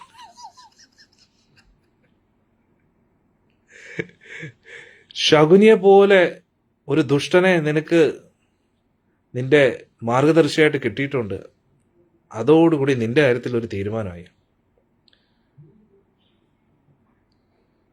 നിന്റെ കൺമുന്നിൽ വെച്ച് തന്നെ നിന്റെ അമ്മാവനെ ഞാൻ വധിക്കുന്നതായിരിക്കുന്നത്. ദുര്യോധന്റെ ഈ സന്ദേശം പാണ്ഡവ ശിബിരത്തിലെ എല്ലാരെയും ആകെ പരിഭ്രാന്തരാക്കി എന്നുള്ളത്. ഭയങ്കര ദേഷ്യത്തിലെ എല്ലാവരും അവരവരുടെ ആയുധങ്ങൾ എടുത്തിട്ട് അങ്ങോട്ടും ഇങ്ങോട്ടും എറിയെ എന്തോ ചെയ്യേണ്ടതെന്ന് അറിയത്തില്ല. ചാൻസ് കിട്ടിയെങ്കിൽ ഈ ഉലുകനെ തുണ്ടം ആക്കി അവരെല്ലാം ആയുധങ്ങൾ കൊണ്ട് ഉലുകൻ ചുറ്റും നോക്കിയപ്പോ എല്ലാവരും ആയുധം പിടിച്ച് ഉലുകന്റെ കഴുത്തിന്റെ അവിടെ നിൽക്കുകയാണ്. അർജുൻ എല്ലാവരോടും പറഞ്ഞു ശാന്തരാകാൻ പറഞ്ഞു. എന്നിട്ട് അർജുൻ ഭീമസേനോട് പറഞ്ഞു, ഭീമസേന സമാധാനമായിട്ടിരിക്കും. ആരാണോ നമ്മളെ ശത്രുവാക്കിയത് അവരെന്തായാലും നശിക്കാൻ പോവുകയാണ്. ആർക്കും അവരെ രക്ഷിക്കാൻ കഴിയില്ല. ഉലൂകനെ വെറുതെ നമ്മളൊന്നും പറഞ്ഞിട്ട് കാര്യമില്ല. ആള് വെറും ദൂതനല്ലേ. ഒരു ദൂതൻ നമുക്കെതിരെ എന്ത് ചെയ്യാനാണ്? ആള് പറഞ്ഞ വാക്കുകൾ ആളുടെ വാക്കല്ല, അവൻ്റെയാണ്. അർജുൻ സഭയിലിരിക്കുന്ന എല്ലാ രാജാക്കന്മാരെയും കണ്ടു. എന്നിട്ട് പറഞ്ഞു, ദുര്യോധന്റെ വാക്കുകൾ നിങ്ങളെല്ലാവരും കേട്ടല്ലോ. സാക്ഷാൽ കൃഷ്ണനെയാണ് അവൻ കുറ്റം പറഞ്ഞിരിക്കുന്നത്.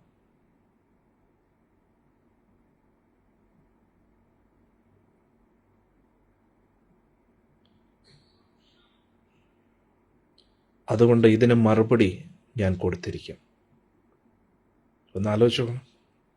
ബാക്കി എല്ലാവരും ദേഷ്യത്തിലിരിക്കുകയാണ്, പക്ഷേ ഭഗവാൻ പോലും ചിരിച്ചു. അതായത് ഭഗവാനോട് പറഞ്ഞല്ലേ, അങ്ങ് വലിയ വിശ്വരൂപം കാണിച്ചില്ല, എനിക്കും പല രൂപങ്ങൾ കാണിക്കാം. അത് കേട്ടപ്പോഴാണ് ഭഗവാൻ ചിരി. പക്ഷെ അർജുനൻ അങ്ങനെയല്ല. അർജുന്റെ വീക്ക്നെസ് എന്ന് പറഞ്ഞാൽ കൃഷ്ണനും, കൃഷ്ണന്റെ വീക്ക്നെസ് അർജുനുമാണ്. അതുകൊണ്ട് കൃഷ്ണൻ എന്തെങ്കിലും പറഞ്ഞാൽ അർജുൻ പിന്നെ മിണ്ടായിരിക്കത്തില്ല. അന്നേരം ഇപ്പോഴും തന്നെ ഉലുകൻ വിറയ്ക്കാൻ തുടങ്ങുകയാണ്.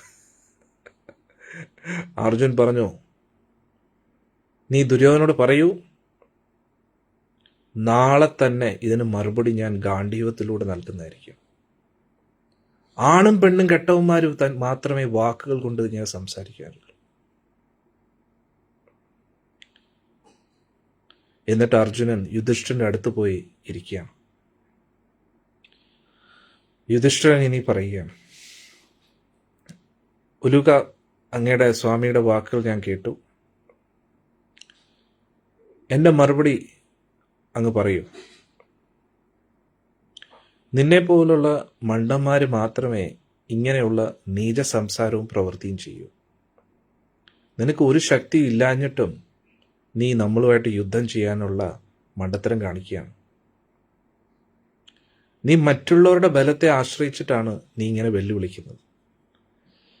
യഥാർത്ഥ ക്ഷത്രിയൻ സ്വന്തം ബലത്തെ മാത്രമാണ് ആശ്രയിക്കുന്നത്. നിനക്ക് അതിനുള്ള ഒരു കെൽപ്പും ഇല്ല, എന്നിട്ടും നീ വെറുതെ വാചോടിച്ചുകൊണ്ടിരിക്കുകയാണ്. യുധിഷ്ഠിരൻ പറഞ്ഞത് കേട്ടപ്പോൾ, ശരി എന്നാ ഞാൻ പോട്ടെ എന്ന് പറഞ്ഞിട്ട് ആള് പോവാത്ത ഉലൂകന് ഭഗവാൻ തടയും. ഉലൂകൻ വിചാരിച്ചു രക്ഷപ്പെട്ടെന്ന് പറഞ്ഞിട്ട് അവിടെ ഓടുമ്പോൾ ഭഗവാൻ തടയും. എന്നിട്ട് ഭഗവാൻ പറഞ്ഞു, ഇതും കൂടെ ദുര്യോധനോട് പറഞ്ഞോളൂ.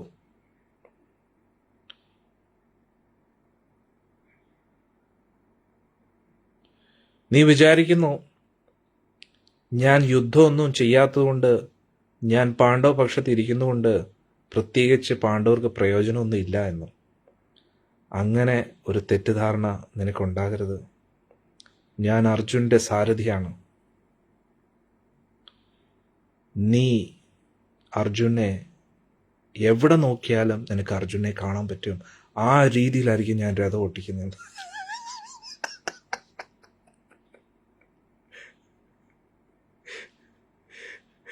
അതായത് ഭഗവാൻ പറയുന്നു, ഞാൻ അതിവേഗതയിൽ രഥം ഓടിക്കും, അതുകൊണ്ട് നീ എവിടെ നോക്കിയാലും അവിടെ നിനക്ക് അർജുനെ കാണാൻ പറ്റുമെന്ന്. എന്നിട്ട് അർജുനോ പോകുന്നിടത്തെല്ലാം ഒരു കാട്ടുതീയെ പോലെ എല്ലാ നാശനഷ്ടങ്ങളും ഉണ്ടാക്കുന്നു. നീ ത്രിലോകങ്ങളിൽ എവിടെ പോയി ഒളിച്ചാലും നീ അർജുനെ രഥമായിട്ട് അവിടെയും കാണുമെന്ന് പറഞ്ഞു.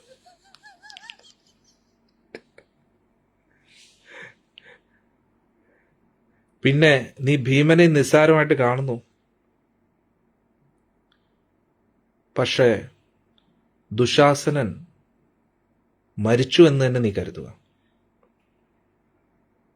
ഇനി യുധിഷ്ഠിരനോ യുധിഷ്ഠിരന്റെ സഹോദരങ്ങളോ ആരും നിന്നെ ഒട്ടും ഭയപ്പെടുന്നില്ല. നിനക്ക് വാചകം അടിക്കാനുള്ള കഴിവ് മാത്രമേ ഉള്ളൂ. ഇത്രയും പറഞ്ഞിട്ട് ഭഗവാൻ നിർത്തി. അർജുൻ എഴുന്നേറ്റു. അർജുൻ അങ്ങോട്ട് തൃപ്തി വരുന്നില്ല. ദുര്യോധനന് കൊടുത്ത മറുപടി ഒന്നും ശരിയായിട്ടില്ല. അന്നേരം അർജുൻ പറയാണ്, ഇതും കൂടെ പറയൂ. നിന്നെ പോലെ ഒരു തറ വ്യക്തി ഈ ലോകത്ത് വരില്ല.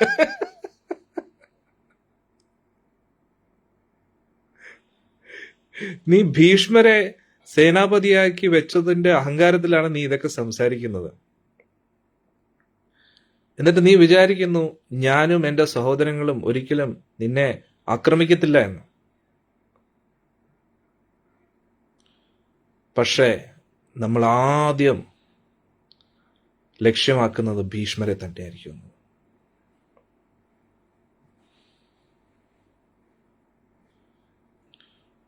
എന്നിട്ട് അർജുൻ പറഞ്ഞു,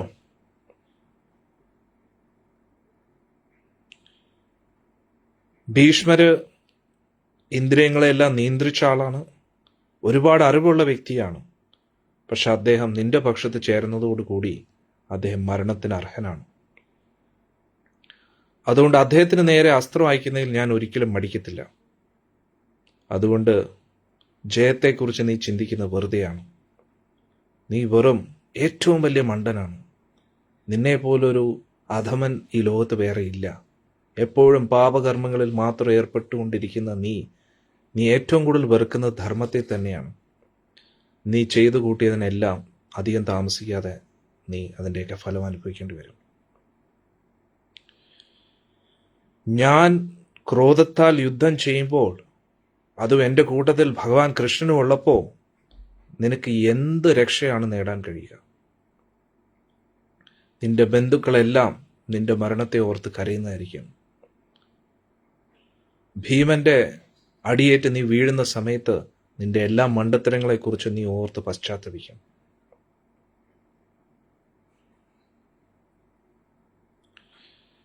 അർജുനനും കൂടെ ഇരുന്നപ്പോൾ ഉലവൻ പറഞ്ഞു, ശരി ഞാൻ പോട്ടെ. അന്നേരം യുധിഷ്ഠിരൻ പറഞ്ഞു, നിക്ക്, ഞാൻ ഇതും കൂടെ കേട്ടിട്ടു.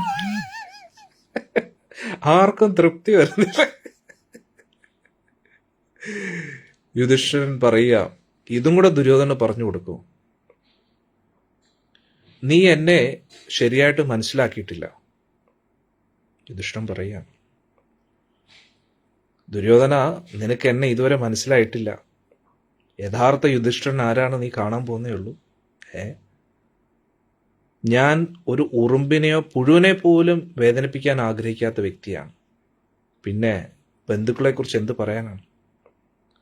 ഞാൻ 5 ഗ്രാമങ്ങൾ മാത്രം മതി എന്ന് വരെ പറഞ്ഞിരുന്നു യുദ്ധം വേണ്ട എന്ന് വെക്കാനായിട്ട്.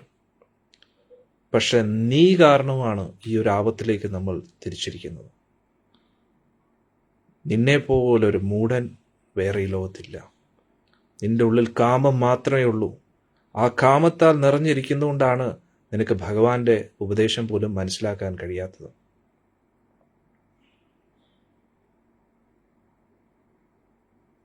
നിന്റെ വാക്കുകളെ കൊണ്ട് എന്ത് പ്രയോജനം?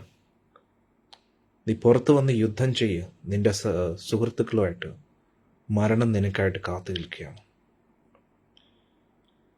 ഈ സമയത്ത് ഭീമന് എന്ത് ചെയ്യണമെന്ന് അറിയത്തില്ല. ഭീമന് കൈ രണ്ടും അങ്ങോട്ടും ഇങ്ങോട്ടും ഇടിച്ച് ദേഷ്യം കൊണ്ട് ശ്വാസം ഇങ്ങനെ എടുത്തുകൊണ്ടിരിക്കുകയാണ്.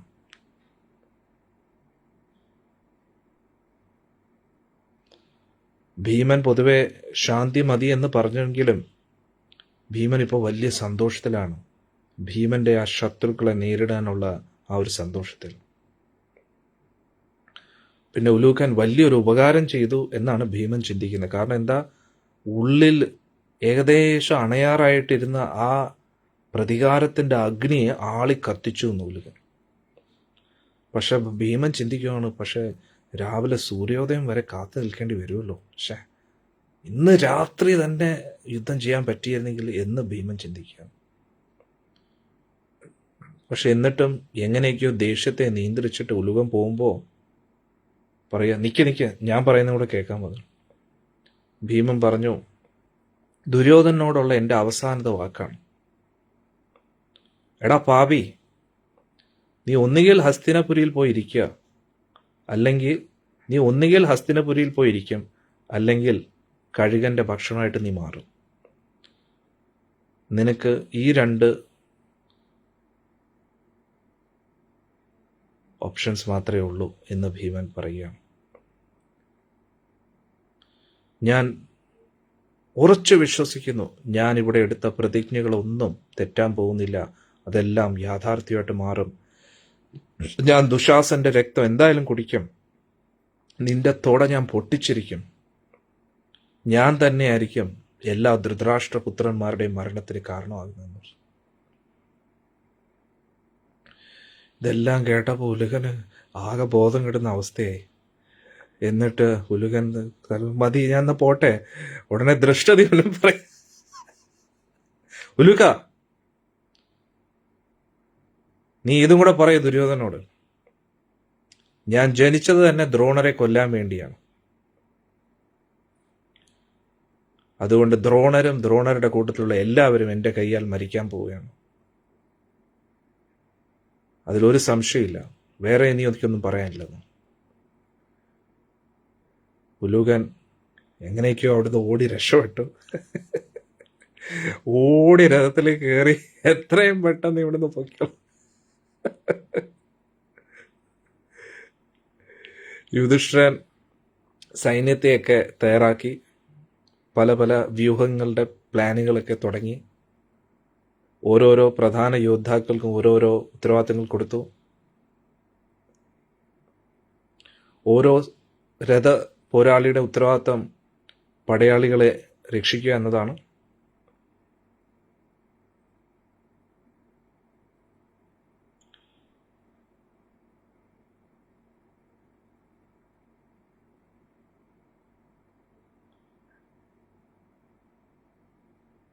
എന്നിട്ട് ഭീമൻ ദുര്യോധനായിട്ട് യുദ്ധം ചെയ്യണം, സഹദേവൻ ശകുനിയായിട്ടും, നകുലൻ അശ്വത്ഥാമാവായിട്ടും, ശിഖണ്ഡി ഭീഷ്മരുമായിട്ടും, ഉത്തമൗജൻ കൃപാചാര്യരും, ദൃഷ്ടദ്യുമ്നൻ ദ്രോണരുമായിട്ടും. എന്നിട്ട് അഭിമന്യുവിനോട് യുധിഷ്ഠിരൻ പറഞ്ഞു, അർജുനെ പോലെ ശക്തനാണ് അഭിമന്യു. ദുര്യോധനെ സഹായിക്കുന്ന എല്ലാ രാജാക്കന്മാരുമായിട്ട് അഭിമന്യു യുദ്ധം ചെയ്യാൻ പറഞ്ഞു. അതേസമയത്ത് അർജുന്റെ ഉത്തരവാദിത്വം സൈന്യത്തിലുള്ള എല്ലാവരും രക്ഷിക്കുക എന്നാണ്. അങ്ങനെ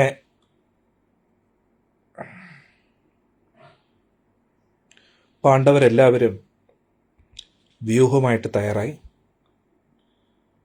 വൈകുന്നേരമായപ്പോൾ എല്ലാവരും യുദ്ധത്തിനായിട്ട് പിറ്റേ ദിവസം രാവിലെ പോകാൻ തയ്യാറായി. ദുര്യോധൻ എല്ലാ യോദ്ധാക്കളുടെ കൂട്ടത്തിൽ നിൽക്കുകയായിരുന്നു. അപ്പോൾ ഉലുകൻ അവിടെ എത്തി. എന്നിട്ട് പാണ്ഡവരിൽ നിന്ന് ലഭിച്ച മറുപടിയൊക്കെ ദുര്യോധന് കൊടുത്തു. ഇത് കേട്ടോടനെ ദുര്യോധൻ ഒരുപാട് സന്തോഷിച്ചു പറഞ്ഞു, നാളെ യുദ്ധം തുടങ്ങിയാണ് പിതാമഹ, ഇനി നമ്മൾ എന്താ ചെയ്യേണ്ടത്?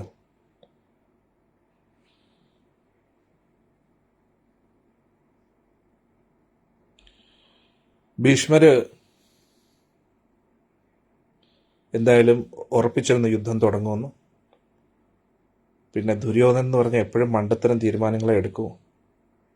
അതുകൊണ്ട് പറഞ്ഞിട്ടൊന്നും കാര്യമില്ല. അതുകൊണ്ട് അദ്ദേഹം പറഞ്ഞു, ദേവസേനാപതിയായ കാർത്തികേയനെ നമസ്കരിച്ചിട്ട് ഞാൻ നിന്റെ സേനാപതിയായിട്ട് ആരംഭിക്കുന്നതായിരിക്കും. ബൃഹസ്പതിയെ പോലെ ഞാൻ നിന്റെ സൈന്യവ്യൂഹത്തെ തയ്യാറാക്കും.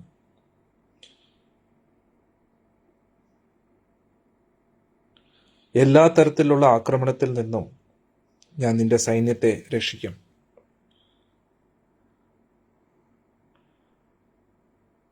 ശാസ്ത്രം അനുസരിച്ചുള്ള നിയമനിബന്ധനകൾക്കനുസരിച്ചേ ഞാൻ യുദ്ധം ചെയ്യും. അതുകൊണ്ട് നീ ഒട്ടും ഭയപ്പെടേണ്ട. പൊതുവെ ഭയപ്പെടേണ്ട എന്നൊരു വാക്ക് ദുര്യോധന തീരെ ഇഷ്ടമല്ല. അതുകൊണ്ട് ഉടനെ ദുര്യോധൻ പറഞ്ഞു, എനിക്ക് ദേവന്മാരെ അസുരന്മാരെ ഒന്നും ഭയമില്ല. ഞാൻ സത്യം പറയട്ടെ, എനിക്ക് ദേവന്മാരെ അസുരന്മാരെ പോലും ഭയമില്ല. പിന്നെയാണോ ഈ പാണ്ഡവ സൈന്യത്തെ, പ്രത്യേകിച്ച് അങ്ങ് ദ്രോണരും എൻ്റെ കൂട്ടത്തിലുള്ളപ്പോൾ.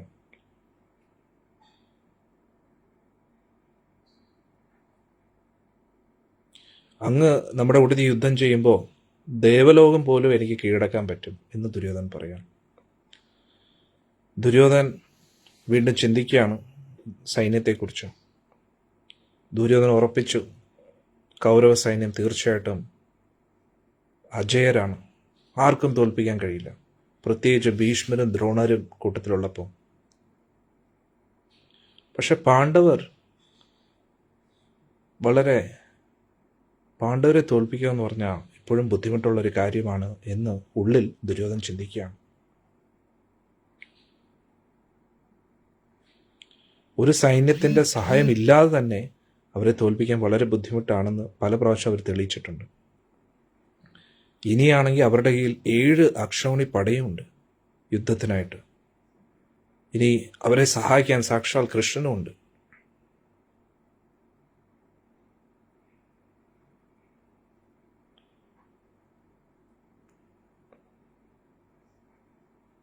അതുകൊണ്ട് പൂർവാധിക ഉത്സാഹത്തോടു കൂടിയായിരിക്കും പാണ്ഡവരെല്ലാവരും യുദ്ധം ചെയ്യുന്നത്. അതുകൊണ്ട് ഇതെല്ലാം ആലോചിച്ചിട്ട് ഭീഷ്മരെ നോക്കിയിട്ട് ദുര്യോധൻ പറഞ്ഞു, ഭീഷ്മരെ പിതാമഹ, അങ്ങയിൽ നിന്നും നമ്മുടെ ശത്രുവിൻ്റെ ബലത്തെക്കുറിച്ചും ബലഹീനതകളെക്കുറിച്ചും ഞാൻ അറിയാൻ ആഗ്രഹിക്കുന്നു. നമ്മുടെയും ബലവും ബലഹീനതകളെക്കുറിച്ചും അറിയാൻ ആഗ്രഹിക്കുന്നു. അങ്ങേക്ക് അറിയാവുന്നതെല്ലാം എനിക്കൊന്ന് പറഞ്ഞു തരാമെന്ന്. അന്നേരം ആ ശിബിരത്തിൽ എല്ലാവരും ഒത്തുകൂടിയിരിക്കുന്നു. ഒരുപാട് യോദ്ധാക്കളുണ്ട്. ഭീഷ്മർ പറഞ്ഞു, ദുര്യോധന, ഞാൻ പറയുന്ന കേൾക്കൂ. ആരാണ് രഥികളും മഹാരഥികളും അതിരഥന്മാരും നിന്റെ സൈന്യത്തിലെ? നിന്റെ കൂട്ടത്തിൽ ആയിരക്കണക്കിന് രഥികളുണ്ട്. ഒരു രഥി എന്ന് പറഞ്ഞാൽ ഒരേ സമയത്ത് 1000 യോദ്ധാക്കളുമായിട്ട് യുദ്ധം ചെയ്യാൻ കഴിവുള്ളവരാണ്. അതേ സമയത്ത് നിന്റെ കൂട്ടത്തിൽ ഒരുപാട് മഹാരഥികളുമുണ്ട്. അതായത് ഒരേ സമയത്ത് 10,000 യോദ്ധാക്കളുമായിട്ട് യുദ്ധം ചെയ്യാൻ കഴിവുള്ളൂ. അതേ സമയത്ത് ഒരുപാട് അധിരഥികളുമുണ്ട്. അധിരഥികൾ എന്ന് പറഞ്ഞാൽ അസംഖ്യം യോദ്ധാക്കളുമായിട്ട് ഒറ്റയ്ക്ക് യുദ്ധം ചെയ്യാൻ കഴിയുന്നു.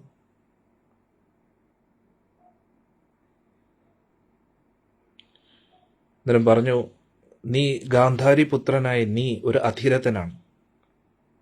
നിന്റെ സഹോദരങ്ങളെല്ലാവരും മഹാരഥികളാണ്. അതായത് ദുര്യോധന് അസംഖ്യം യോദ്ധാക്കളുമായിട്ട് ഒറ്റയ്ക്ക് യുദ്ധം ചെയ്യാൻ പറ്റും. എന്നിട്ട് ദുര്യോധന്റെ സഹോദരങ്ങൾക്ക് ഏകദേശം 10,000 യോദ്ധാക്കളുമായിട്ട് യുദ്ധം ചെയ്യാൻ പറ്റും ഓരോ ആൾക്കാർക്കും. നിങ്ങളെല്ലാവരും ആനയെയും രഥത്തെയും യുദ്ധത്തിൽ നന്നായിട്ട് ഉപയോഗിക്കാൻ അറിയാം. എല്ലാ തരത്തിലുള്ള ആയുധങ്ങളെ ഉപയോഗിക്കാൻ അറിയാം. തീർച്ചയായിട്ടും പാണ്ഡവ സൈന്യത്തിലെ വലിയൊരു കൂട്ടത്തെ നിങ്ങൾക്ക് നശിപ്പിക്കാൻ കഴിയും. അതിനുശേഷം ഭീഷ്മര് കൗരവപക്ഷത്തുള്ള ഓരോ യോദ്ധാക്കളെയും കുറിച്ചും പറയാൻ തുടങ്ങി. ഭീഷ്മര് കൃതവർമ്മയെക്കുറിച്ച് പറഞ്ഞു, ശല്യനെക്കുറിച്ച് പറഞ്ഞു, കൃപാചാര്യനെക്കുറിച്ച് പറഞ്ഞു, ദ്രോണാചാര്യരെക്കുറിച്ച് പറഞ്ഞു, അശ്വത്ഥാമയെക്കുറിച്ച് പറഞ്ഞു, ബാലികനെയും. ഇവരെല്ലാം അധിരഥന്മാരാണെന്ന് പറഞ്ഞു. അതായത് അസംഖ്യം യോദ്ധാക്കളുമായിട്ട് യുദ്ധം ചെയ്യാൻ കഴിയും. പക്ഷെ കർണനെക്കുറിച്ച് പറഞ്ഞപ്പോൾ എല്ലാവരും കർണനെ അധിരഥനായിട്ടാണ് കാണുന്നത്. ഏറ്റവും കൂടുതൽ ദുര്യോധന്റെ പ്രതീക്ഷ കർണനിലാണ്. ഭീഷ്മര് പറഞ്ഞു, പരശുരാമസ്വാമിയുടെ ശാപം കിട്ടിയതിനാൽ, അതുകൂടാതെ കവചം കൂടെ നഷ്ടപ്പെട്ടപ്പോൾ കർണൻ ശക്തനല്ല. കർണൻ എപ്പോഴും സ്വന്തം ശക്തിയെക്കുറിച്ച് അഭിമാനിക്കുന്നുണ്ടെങ്കിലും നീ വെറുതെ ഒരുപാട് ഉയർന്നതായിട്ട്, കർണൻ ഒരുപാട് ഉയർന്ന കഴിവുള്ള വ്യക്തിയാണെന്ന് നീ ചിന്തിക്കുകയാണ്. പക്ഷേ കർണന് ഈ യുദ്ധത്തിൽ അധികം ഒന്നും ചെയ്യാൻ കഴിയില്ല. നമ്മുടെ ഈ യുദ്ധത്തിൽ ഏറ്റവും ദുർബലമായിട്ടുള്ള ഒരു യോദ്ധാവാണ് കർണൻ. എന്നെ സംബന്ധിച്ചിടത്തോളം കർണൻ ഒരു അർദ്ധരഥി മാത്രമാണ്. ഒരു രഥി എന്ന് പറഞ്ഞാൽ 1000 പടയാളികളായിട്ട്, 1000 യോദ്ധാക്കളുമായിട്ട് യുദ്ധം ചെയ്യാൻ കഴിയുന്നു. അന്നേരം അർദ്ധരഥി എന്ന് പറഞ്ഞു കഴിഞ്ഞാൽ 500 പേരുമായിട്ട് യുദ്ധം ചെയ്യാൻ കഴിയും. അർജുന്റെ മുമ്പിൽ കർണൻ പെട്ടുകഴിഞ്ഞാൽ കർണന് രക്ഷപ്പെടാൻ കഴിയില്ല. ഇത് കേട്ടപ്പോൾ ദ്രോണരും അത് അംഗീകരിച്ചു. ദ്രോണൻ പറഞ്ഞു, അങ്ങ് പറഞ്ഞത് സത്യമാണ്. കർണൻ ഇത് കേട്ട ഉടനെ ദേഷ്യത്താൽ എഴുന്നേറ്റു, കണ്ണൊക്കെ ചുമന്നു. പിതാമഹ, അങ്ങ് എപ്പോഴും അങ്ങയുടെ വാക്കുകൾ കൊണ്ട് എന്നെ വേദനിപ്പിച്ചിട്ടേ ഉള്ളൂ. ഞാൻ അങ്ങയുടെ എന്ത് തെറ്റാണ് ചെയ്തിരിക്കുന്നത്? അങ്ങ് എന്നെ എപ്പോഴും ഇങ്ങനെ അപമാനിക്കുന്ന എന്താണ്? ദുര്യോധനെ ഓർത്ത് മാത്രമാണ് ഞാൻ ഇതൊക്കെ സഹിക്കുന്നത്. എൻ്റെ ഒരു അഭിപ്രായത്തിൽ അങ്ങും ഒരു അർദ്ധരഥിയാണ്. ഞാനും അസത്യം പറയുകയല്ല. അങ്ങ് ഈ പ്രപഞ്ചത്തിന്റെ വലിയൊരു ശത്രുവാണ്. അങ്ങ് കൗരവരുടെ ഏറ്റവും വലിയ ശത്രുവാണ്. അങ്ങല്ലാതെ ആരാണ് സ്വന്തം സൈന്യത്തിലെ യോദ്ധാക്കൾ തമ്മിൽ ഒരു സ്പർദ്ധ ഉണ്ടാക്കുന്ന വേറെ ഏതെങ്കിലും സേനാപതി ഉണ്ടോ? ഒരാൾ ശ്രേഷ്ഠരാണ്, മറ്റൊരാൾ താഴ്ന്ന ആളാണ് എന്ന് പറഞ്ഞിട്ട് നമ്മുടെ എല്ലാവരുടെയും ഉത്സാഹത്തെ നിങ്ങൾ കെടുത്തിക്കൊണ്ടിരിക്കുകയാണ്. അങ്ങനെ കർണന്റെ ശബ്ദം ആ ശിബിരം മൊത്തം നിറഞ്ഞു. ഭീഷ്മരുടെ ഈ വാക്കുകൾ ഒട്ടും സഹിക്കാൻ പറ്റുന്നില്ലായിരുന്നു കർണൻ. അതുകൊണ്ട് മുഷ്ടി ചുരുട്ടി കയ്യിൽ ഇടിച്ചിട്ട് ദുര്യോധനോട് പറഞ്ഞു, ദുര്യോധന, എത്രയും പെട്ടെന്ന് ഈ വൃദ്ധനെ ഇവിടുന്ന് മാറ്റൂ. ഇദ്ദേഹത്തെ മാറ്റിയില്ലെങ്കിൽ ഇദ്ദേഹം നമ്മുടെ സൈന്യത്തെ മുഴുവൻ നശിപ്പിക്കും. ഇങ്ങനെ നമ്മുടെ ബലം എന്താ, അവരുടെ ബലം എന്താ എന്ന് ഇങ്ങനെ ഒരു ചർച്ചയിലൂടെ എന്തെങ്കിലും പ്രയോജനമുണ്ടോ? നീ എന്നെ അനുവദിക്കും, ഇപ്പം തന്നെ ഞാൻ പാണ്ഡവ സൈന്യത്തിനെ എതിരെ യുദ്ധം ചെയ്യാം.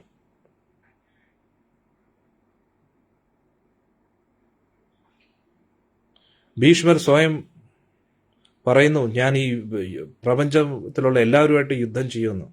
പക്ഷെ ആളുടെ വാക്കുകളെല്ലാം വെറുതെ നിരർത്ഥകമാണ്. ആള് വൃദ്ധനായി, ആൾക്ക് ബുദ്ധിയുമില്ല. ആളിപ്പോൾ കുട്ടികളെ പോലെയാണ് സംസാരിക്കുന്നത്. എത്രയും പെട്ടെന്ന് ആളിനെ ബഹിഷ്കരിക്കൂ, ഞാൻ ഒറ്റയ്ക്ക് തന്നെ പാണ്ഡവരെ എല്ലാം തോൽപ്പിക്കാം. പക്ഷേ ഭീഷ്മൻ ഉള്ളിടത്തോളം കാലം ഞാൻ യുദ്ധം ചെയ്യുന്നില്ല. കാരണം ഞാൻ യുദ്ധം ചെയ്ത് ജയിച്ചു കഴിഞ്ഞാൽ അതിൻ്റെ കീർത്തി ഭീഷ്മർക്ക് കിട്ടും. അതുകൊണ്ട് ഭീഷ്മരുടെ കീർത്തി വർദ്ധിപ്പിക്കാനായിട്ട് ഞാൻ എൻ്റെ ഭാഗത്തുനിന്നൊന്നും ചെയ്തില്ല. ഭീഷ്മർ മരിക്കുകയാണെങ്കിൽ ഉടൻ തന്നെ ഞാൻ എൻ്റെ ശക്തി കാണിക്കുന്നതായിരിക്കും. ഭീഷ്മര് കർണനെ നോക്കിയിട്ട് പറഞ്ഞു, യുദ്ധത്തിന്റെ സമയം എത്തി.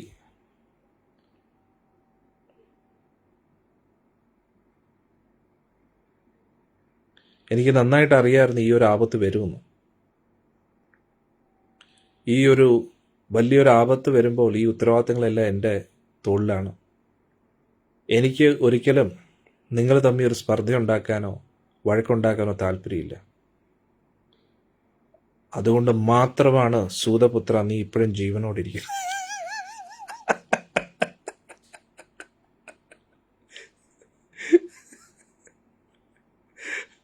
ഭീഷ്മരുടെ ആ സ്റ്റേറ്റ്മെന്റ് എത്തും അല്ലേ?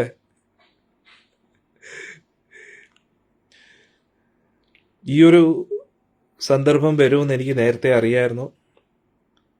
അതുകൊണ്ട് ഈ യുദ്ധത്തിന്റെ എല്ലാ ഉത്തരവാദിത്തം എൻ്റെ തോളിലാണെന്ന് എനിക്കറിയാം. പിന്നെ നമ്മൾ ഈ സൈന്യത്തിന്റെ ഉള്ള യോദ്ധാക്കൾ തമ്മിൽ ഒരു സ്പർദ്ധ ഉണ്ടാക്കാനോ വഴക്കുണ്ടാക്കാനോ എനിക്ക് താല്പര്യമില്ല. അതുകൊണ്ട് മാത്രമാണ് നീ ഇപ്പം ജീവനോടിരിക്കുന്നത്. ഞാൻ വൃദ്ധനാണെങ്കിലും നീ ചെറുപ്പമാണെങ്കിലും നിന്റെ ആഗ്രഹങ്ങളൊക്കെ പൂർത്തീകരിച്ച് ഇപ്പം തന്നെ ഞാൻ നീയോട്ട് യുദ്ധം ചെയ്ത് നിന്റെ പ്രാണൻ എടുക്കാമെന്ന് പറ്റും. അപ്പോഴത്തേക്ക് ആ ഭീഷ്മരുടെ ദേഷ്യം വർദ്ധിച്ചുകൊണ്ടിരിക്കുകയാണ്. എന്നിട്ട് പറഞ്ഞു, ശ്രേഷ്ഠരായിട്ടുള്ള വ്യക്തികൾ ഒരിക്കലും ആത്മപ്രശംസ നടത്താറില്ല. പക്ഷെ എന്നാലും ഞാനിപ്പോൾ ഒരു കാര്യം പറയുകയാണ്, കാരണം എനിക്ക് നല്ല ദേഷ്യം വരുന്നുണ്ട്.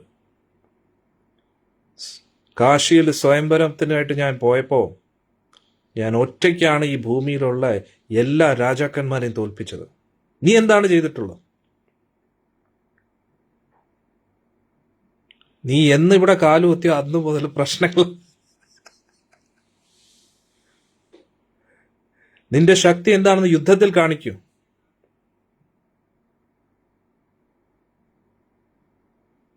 നിന്റെ യഥാർത്ഥ ശക്തി നീ കാണിക്കേണ്ടത് അർജുനിൽ നിന്ന് ഓടി രക്ഷപ്പെടുന്നതിലൂടെയാണ്. ഇതെല്ലാം കേട്ടിട്ട് ദുര്യോധൻ ചാടി എഴുന്നേറ്റ്, ഇപ്പം തന്നെ എല്ലാം തീരുമാനമാവും എന്ന് പറഞ്ഞിട്ട് ദുര്യോധൻ ചാടി എഴുന്നേറ്റ് എന്നിട്ട് പറഞ്ഞു, ഗംഗാപുത്ര സമാധാനമായിട്ടിരിക്കും. എനിക്ക് നിങ്ങൾ രണ്ടുപേരും വേണം. എനിക്ക് കർണനും വേണം, അങ്ങും വേണം. നിങ്ങൾ രണ്ടുപേരും വീരന്മാരാണെന്ന് എനിക്കറിയാം. അതുകൊണ്ട് ഈ താൽക്കാലിക വഴക്കും അഭിപ്രായ വ്യത്യാസങ്ങളൊക്കെ മാറ്റിവെക്കൂ. അതുകൊണ്ട് അങ്ങയുടെ ചർച്ച തുടരൂ എന്ന് ഭീഷ്മർ. യുദ്ധം തുടങ്ങാൻ ഇനി അധികം സമയമില്ല. അപ്പോഴും ഭീഷ്മർ കർണനെ തുറച്ചു നോക്കിയിട്ട് പാണ്ഡവരുടെ ശക്തിയെക്കുറിച്ച് പറയുകയാണ്.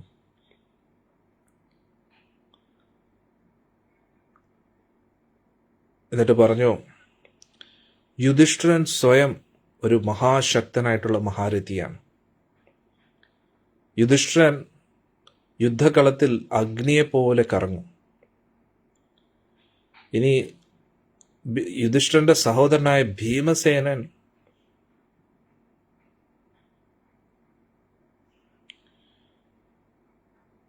ഇനി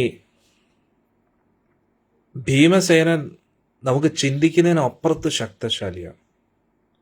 കാരണം ഭീമസേനൻ ഒരു മനുഷ്യനെ അല്ല.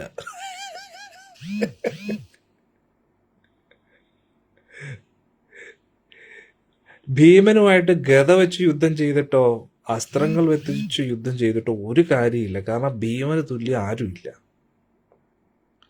ഇനി മാതൃപുത്രന്മാരും നകുലനും സഹദേവന്മാരും അവരെയും ആർക്കും വെല്ലുവിളിക്കാൻ കഴിയില്ല. ഇനി പ്രത്യേകിച്ച് ഇവരെല്ലാവരും വനവാസത്തിൽ അനുഭവിച്ച ദുഃഖങ്ങൾ അതെല്ലാം ഇവരുടെ ശക്തിയായി മാറിയിരിക്കുകയാണ്. എന്നാൽ ആ വേദനകളൊക്കെ വിഷം ആയിട്ട് മാറി സർപ്പം വിഷം തുപ്പുന്ന പോലെ ആയിരിക്കും നമുക്കെതിരെ വരുന്നത്. പിന്നെ സർവോപരി ഈ 5 പാണ്ഡവരും ഭഗവാന്റെ വലിയ ഭക്തരാണ്. അതുകൊണ്ട് അവർ അജയന്മാരാണ്. ഇതാണ് നമുക്ക് ഏറ്റവും വലിയ പാഠം. നമ്മൾ ഭഗവാന്റെ ഭക്തരായി കഴിഞ്ഞാൽ പിന്നെ നമ്മളെ തോൽപ്പിക്കാൻ ആർക്കും കഴിയില്ല. എന്നാൽ ഇവിടെ ഭീഷ്മർ പറയുന്ന പോയിന്റ് കണ്ടില്ലേ? ഇതെല്ലാം സത്യമാണെങ്കിൽ ഇതിനൊക്കെ അപ്പുറത്തായിട്ട് വേറൊരു സത്യമുണ്ട്. ഇവരെല്ലാം ഭഗവാൻ കൃഷ്ണന്റെ വലിയ ഭക്തരാണ്. അതുകൊണ്ട് അവരെ തോൽപ്പിക്കാൻ ആർക്കും കഴിയില്ല. അവരെല്ലാം കഠിന തപസ്സുകൾ ചെയ്തു. അവരെപ്പോഴും ധർമ്മത്തിൽ ഉറച്ചു നിൽക്കുന്നവരാണ്. അതുകൊണ്ട് അവരുടെ ശക്തികൾ നമുക്ക് അളക്കാൻ കഴിയില്ല. രാജസൂയ യജ്ഞത്തിൽ തന്നെ നീ കണ്ടില്ലേ, ഭൂമിയിലുള്ള എല്ലാവരെയും ഇവർ തോൽപ്പിച്ചു. ഇവർ കുട്ടികളായിരുന്നപ്പോൾ തന്നെ അവരുടെ അമാനുഷ്യ ശക്തികളെ നീ കണ്ടില്ല, അസാധാരണ ശക്തികളെ കണ്ടില്ലേ? ആ ശക്തി കണ്ടിട്ടല്ലേ നിനക്ക് അവരോട് അസൂയ തോന്നിയത്? അതുകൊണ്ട് എൻ്റെ ഒരു അഭിപ്രായത്തിൽ നീ അവരോട് യുദ്ധം ചെയ്യരുത്. ദുര്യോധനൻ പറയും ബെസ്റ്റ്. ഇതിനായിരിക്കും നമ്മൾ ഇത്രയും കഷ്ടപ്പെട്ട് കുരുക്ഷേത്രത്തിൽ വന്നതല്ലേ? അങ്ങയുടെ ലെക്ചർ കേട്ടിട്ട് എല്ലാവരും തിരിച്ചു പോകാനായിരുന്നു. എങ്കിൽ പിന്നെ നമുക്ക് പാക്ക് ചെയ്ത് തിരിച്ചു പോവാം.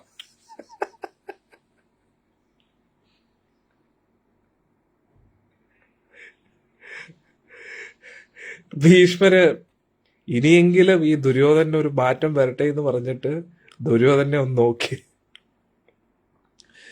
ദുര്യോധന എന്ത് പറയണമെന്ന് അറിയാത്ത അവസ്ഥയിൽ നിൽക്കും. ഉള്ളിൽ ഞാൻ പറഞ്ഞ പോലെ ചിന്തിച്ചാണ്, ഇത് കാരണം പറഞ്ഞതുപോലെ തന്നെ ആയല്ലോ, ഈ ഇങ്ങനെ എന്താ പറയുന്നത്. എന്നിട്ട് ദുര്യോധൻ ചിന്തിക്കുകയാണ്. ഇനി അർജുനെ കുറിച്ച് പറയുകയാണെങ്കിൽ അർജുന്റെ കൂട്ടുകാരെന്ന് പറഞ്ഞാൽ സാക്ഷാത് നാരായണനാണ്. എൻ്റെ ഒരു അഭിപ്രായത്തിൽ നമ്മുടെ കൂട്ടത്തിലോ അവരുടെ കൂട്ടത്തിലോ അർജുന്റെ മുമ്പിൽ പിടിച്ചിരിക്കാൻ പറ്റുന്ന ഒരുത്തം പോലും ഇല്ല. എന്തിനേറെ പറയുന്നു, ദേവന്മാരുടെ ഇടയിലോ ഗന്ധർവന്മാരുടെ ഇടയിലോ നാഗലോകവാസികളുടെ ഇടയിലോ രാക്ഷസന്മാരുടെ ഇടയിലോ യക്ഷന്മാരുടെ ഇടയിലോ അർജുനെ വെല്ലുവിളിക്കാൻ ചങ്കുറപ്പുള്ള ഒരുത്തം പോലും ഇല്ല. പിന്നെ മനുഷ്യരെ കുറിച്ച് എന്ത് പറയാനാണ്? ഇത് കൂടാതെ അർജുന്റെ കയ്യിൽ ഗാണ്ഡീവമുണ്ട്, അതുകൂടാതെ ദിവ്യ രഥമുണ്ട്, കാറ്റിന്റെ വേഗതയിൽ പറക്കുന്ന ആ രഥം, ഒരിക്കലും ഛേദിക്കാൻ പറ്റാത്ത ഒരു കവചം, ഒരിക്കലും തീരാത്ത ആവനാഴി, 2 ആവനാഴികളുണ്ട്. ഈ ലോകത്തുള്ള എല്ലാ ദിവ്യാസ്ത്രങ്ങളെക്കുറിച്ചുള്ള എല്ലാ അറിവും അർജുനുണ്ട്. ദുര്യോധന, അവൻ വൻ നാശനഷ്ടങ്ങൾ ഉണ്ടാക്കും നിന്റെ സൈന്യത്തിൽ. പിന്നെ കുറച്ചെങ്കിലും അവന്റെ മുമ്പിൽ പിടിച്ചിരിക്കാൻ പറ്റുന്നത് ഞാനും ദ്രോണാചാര്യനും മാത്രമാണ്. ഒന്ന് പിടിച്ചു നിർത്താം, അത്രയും നമ്മളെ കൊണ്ട് കഴിയുക. നമ്മൾ രണ്ടുപേരും അല്ലാതെ മൂന്നാമതൊരാൾക്ക് അർജുനെ നേർക്ക് നേർ നോക്കി നിൽക്കാനുള്ള ചങ്കുറപ്പ് പോലും ഇല്ല. മഴ പെയ്യുന്നത് പോലെ ആയിരിക്കും അവന്റെ ഗാണ്ഡീവത്തിൽ നിന്ന് അസ്ത്രങ്ങൾ വരുന്നത്. നമ്മൾ രണ്ടുപേരും പക്ഷെ വൃദ്ധരാണെന്നും കൂടെ ആലോചിക്കുക. അർജുനാണെങ്കിൽ ചെറുപ്പക്കാരനും, അതും നല്ല ഫിറ്റ് ബോഡിയാണ്. ഞാനും ദ്രോണനും വൃദ്ധരായി ശരീരമൊക്കെ ആകെ ഒരു പരിവായിട്ടിരിക്കുകയാണ്. അർജുനാണെങ്കിൽ നല്ല ചുറുചുറുക്കോട് കൂടി ചെറുപ്പക്കാരനായിട്ട് നിൽക്കുകയാണ്. ഇനി സാക്ഷാൽ കേശവൻ തന്നെ കൂട്ടത്തിലുണ്ട്.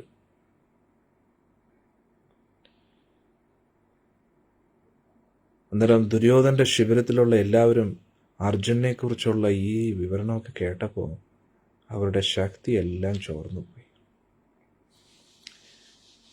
ഉള്ള പ്രതീക്ഷകളും തകർന്നു. ഭീഷ്മർ അതേ സമയത്ത് ബാക്കിയുള്ള യോദ്ധാക്കളെയും കുറിച്ചും വർണ്ണിക്കുകയാണ്. പല പല അധീരഥന്മാരെയും മഹാരഥികളെ എല്ലാം പറഞ്ഞു. ശിഖണ്ഡിയെക്കുറിച്ചും പറഞ്ഞു. പിന്നെ ശിഖണ്ഡിയെക്കുറിച്ച് ഭീഷ്മർ പറഞ്ഞു. ശിഖണ്ഡിയെക്കുറിച്ച് നിങ്ങൾക്ക് അറിയാമല്ലോ, ശിഖണ്ഡി വന്നത് തന്നെ എന്നെ കൊല്ലാൻ വേണ്ടിയാണ്.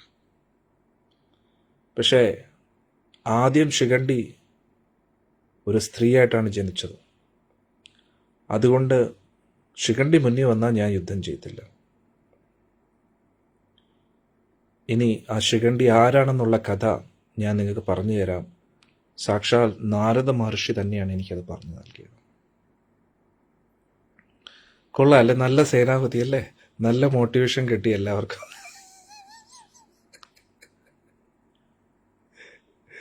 ഹരേ കൃഷ്ണ. അന്നേരം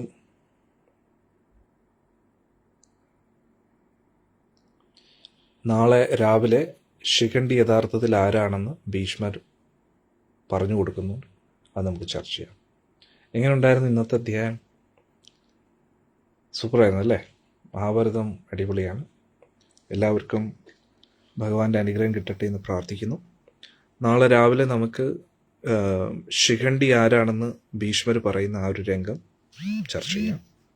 ഉച്ചയ്ക്ക് എല്ലാവരും യുദ്ധക്കളത്തിൽ ഒത്തുകൂടുകയാണ്. അപ്പോഴാണ് വില്ലാളി വീരനായ അർജുനൻ എല്ലാ കോൺഫിഡൻസും പോവുകയാണ്. ഒന്ന് ആലോചിച്ച് നോക്കണം. ഇനി നിങ്ങൾക്ക് ഭഗവത്ഗീത മനസ്സിലാവും. കാരണം ഇത്രയും നാൾ നമ്മൾ ചുരുക്കത്തിൽ അവിടെ നിന്ന് ഇവിടെ നിന്നൊക്കെയായിരുന്നു.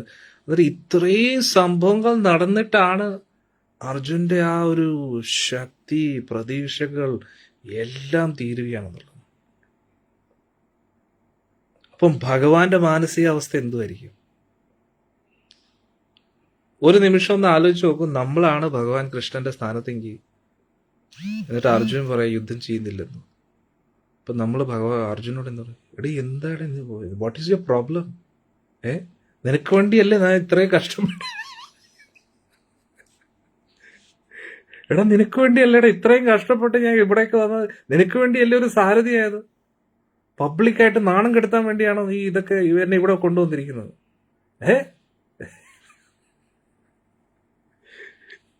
ഏറ്റവും കൂടുതൽ പഠിക്കേണ്ട ഭഗവാന്റെ ക്ഷമയാണ്. ഇതു അല്ലേ? നാരായണ, ഒരു സംശയമില്ല ഭഗവാൻ എന്തുകൊണ്ട് ഭഗവാനാണെന്ന്. ഉലുകൻ വന്നിട്ട് ഇത്രയൊക്കെ വിവരക്കേട് പറഞ്ഞിട്ടും ഭഗവാൻ ചിരിയോടെ ചിരിയായിരുന്നുള്ളത്. എല്ലാവരും എല്ലാ ക്ഷമയും കെട്ടു എന്നുള്ളതായി. അവിടെ ഏറ്റവും കൂടുതൽ വെല്ലുവിളിച്ച കൃഷ്ണനെയാണ്. അങ്ങ് വലിയ വിശ്വരൂപം കാണിച്ചില്ല, എനിക്കും ഉണ്ട് ഒരുപാട് രൂപങ്ങളൊക്കെ കാണിക്കാൻ.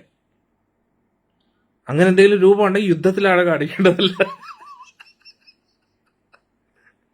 ആ വിശ്വരൂപം വെച്ച് യുദ്ധം ചെയ്ത് കാണിക്കുക, എങ്കിൽ പിന്നെ ഞാൻ സമ്മതിക്കാം.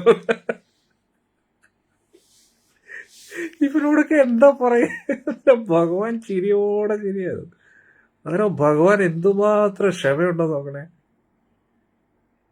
അതാണ് യുദ്ധക്കളത്തിൽ അർജുൻ വന്ന് ഇത്രയൊക്കെ ആയതിനു ശേഷം അർജുൻ യുദ്ധം ചെയ്യത്തില്ലെന്ന് പറഞ്ഞു കഴിഞ്ഞാൽ ഒന്ന് ആലോചിച്ച് നോക്കണം ഭഗവാന്റെ അവസ്ഥ എന്തായിരിക്കും. ഇതിനപ്പുറത്തായിട്ട് ഭഗവാൻ ഈ ലോകത്തിൽ വന്നത് തന്നെ ഭൂഭാരം തീർക്കാൻ വേണ്ടിയാണ്. അതായത് എല്ലാവരെയും ഈ ഒരു അവസ്ഥയിലേക്ക് എത്തിക്കാൻ വേണ്ടി ഭഗവാന്റെ വലിയൊരു പ്ലാനുണ്ട്. അതായത് ഇത്രയൊക്കെ ആയതിനു ശേഷം അർജുൻ യുദ്ധം ചെയ്യാതിരിക്കുകയാണെങ്കിൽ ഭഗവാന്റെ ക്ഷമ കെട്ടുപോകേണ്ടതല്ലേ. പക്ഷെ ഭഗവാൻ അവിടെയും കൂളായിട്ടിരിക്കുകയാണ്. ഭഗവാൻ ആ യുദ്ധക്കളത്തിന്റെ നടുക്ക് ഇരുന്നു കൊണ്ട് ക്ഷമയോടുകൂടി എല്ലാം ഡീറ്റെയിൽ ആയിട്ട് പറഞ്ഞു കൊടുക്കുന്നുള്ളൂ. ഒന്ന് ആലോചിച്ച് നോക്കൂ. ദുര്യോധൻ യുദ്ധം ചെയ്യാൻ ഇങ്ങനെ കൊതിച്ചിരിക്കുകയാണ്. പാണ്ഡവരാണെങ്കിൽ എങ്ങനെയെങ്കിലും ആ അപമാനത്തിന് പ്രതികാരം ചെയ്യണമെന്ന് പറഞ്ഞിരിക്കുകയാണ്. ഇതിന്റെ ഇടയിലാണ് ഭഗവാൻ കൃഷ്ണൻ ഭഗവത്ഗീത പറഞ്ഞു കൊടുക്കുന്നത്. അന്നേരം ഭഗവാന്റെ ക്ഷമ എന്തുമായിരിക്കും? ഭയങ്കര തന്നെ. അത് കൂടാതെ ഭഗവത്ഗീത പഠിക്കാൻ പല ആൾക്കാർക്കും സമയമില്ല, തിരക്കാണെന്ന് പറയുന്നു. ഇവിടെ ഇത്രയും വലിയൊരു യുദ്ധത്തിൻ്റെ ഇടയിലാണ് ഭഗവത്ഗീത പറഞ്ഞു കൊടുക്കുന്നത്. അന്നേരം ഒന്ന് ആലോചിച്ച് നോക്കണം, ഈ ലോകത്തിലെ വേണമെങ്കിൽ നമുക്ക് പറയാം ഫസ്റ്റ് വേൾഡ് വാറാണ്. ഇതിനു മുമ്പേ ഒരു ലോകയുദ്ധം ഇങ്ങനെ നടന്നിട്ടില്ല.